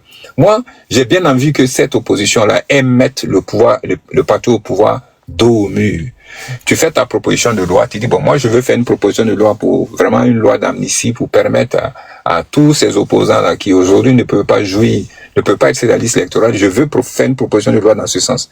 Maintenant, si le parti au pouvoir bloque d'une façon ou d'une autre, ou bien ne vote pas, mais au moins vous avez un élément que vous pourrez présenter au monde. Voilà, aujourd'hui là. Et on va vous-même vous féliciter pour ça, parce que vous avez fait une démarche. Et moi, je pense qu'en matière politique, là, toutes les démarches là, on a vu l'élection de Adama Bitoko, on a vu le tour qu'il a fait, il a rencontré tous les groupes parlementaires, il leur a parlé, il leur a présenté son projet en tant que président de l'Assemblée nationale, et on a vu comment le vote s'est passé. Ça dit que même l'opposition a voté pour Adama Bitoko. Ça, c'était du jamais vu. Mais pourtant, c'est bien ce à quoi on a assisté. Donc, ça montre que quand même cette démocratie, aussi imparfaite qu'elle soit, mais c'est à nous de la parfaire et de la faire fonctionner comme il faut. Voyez-vous. Et je ne pense pas que c'est en disant que, en étant nous-mêmes dans l'inaction, en tant qu'opposition, c'est par cette attitude-là qu'on peut éventuellement faire bouger les choses. Alors, donc, moi, ma recommandation, ce serait que, véritablement, l'opposition joue pleinement son rôle. Que là où elle a la possibilité d'initier, de prendre des initiatives, qu'elle les prenne. Quitte à ce que ces initiatives-là n'arrivent pas au bout, elle pourra toujours se prévaloir d'avoir utilisé tous les moyens dont elle dispose. Mais la difficulté à laquelle on assiste souvent, c'est elle n'est même pas capable de prendre des initiatives. Elle ne fait rien et elle souhaite que ça soit le parti en face qui fasse tout le jeu pour elle. Et malheureusement, comme ça ne peut pas marcher. Voilà un peu sur l'excellent débat que j'ai écouté. Franchement, j'ai vu un peu les interventions des uns et des autres. Je crois que c'était très enrichissant. Alors, maintenant, la réalité ici à Abidjan, c'est vraiment dans quelques jours avec la campagne officielle qui va commencer à partir du 11 au petit matin.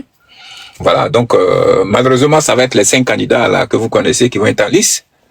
Alors, ceux qui ne sont pas qualifiés, ils vont devoir attendre 5 ans, parce que je sais pas, ils ont très très peu d'alternatives à part cette attente de 5 ans, sauf à vraiment vouloir poser des actes qui soient contraires à la loi. Et je pense qu'il y a des voix plus autorisées que la mienne qui ont rappelé que la loi, Duralex, c'est l'ex, la loi est dure, mais c'est la loi, et elle va s'appliquer de façon égalitaire à toutes les personnes qui vont la violer. Après avoir suivi la discussion, donne ton point de vue en commentaire.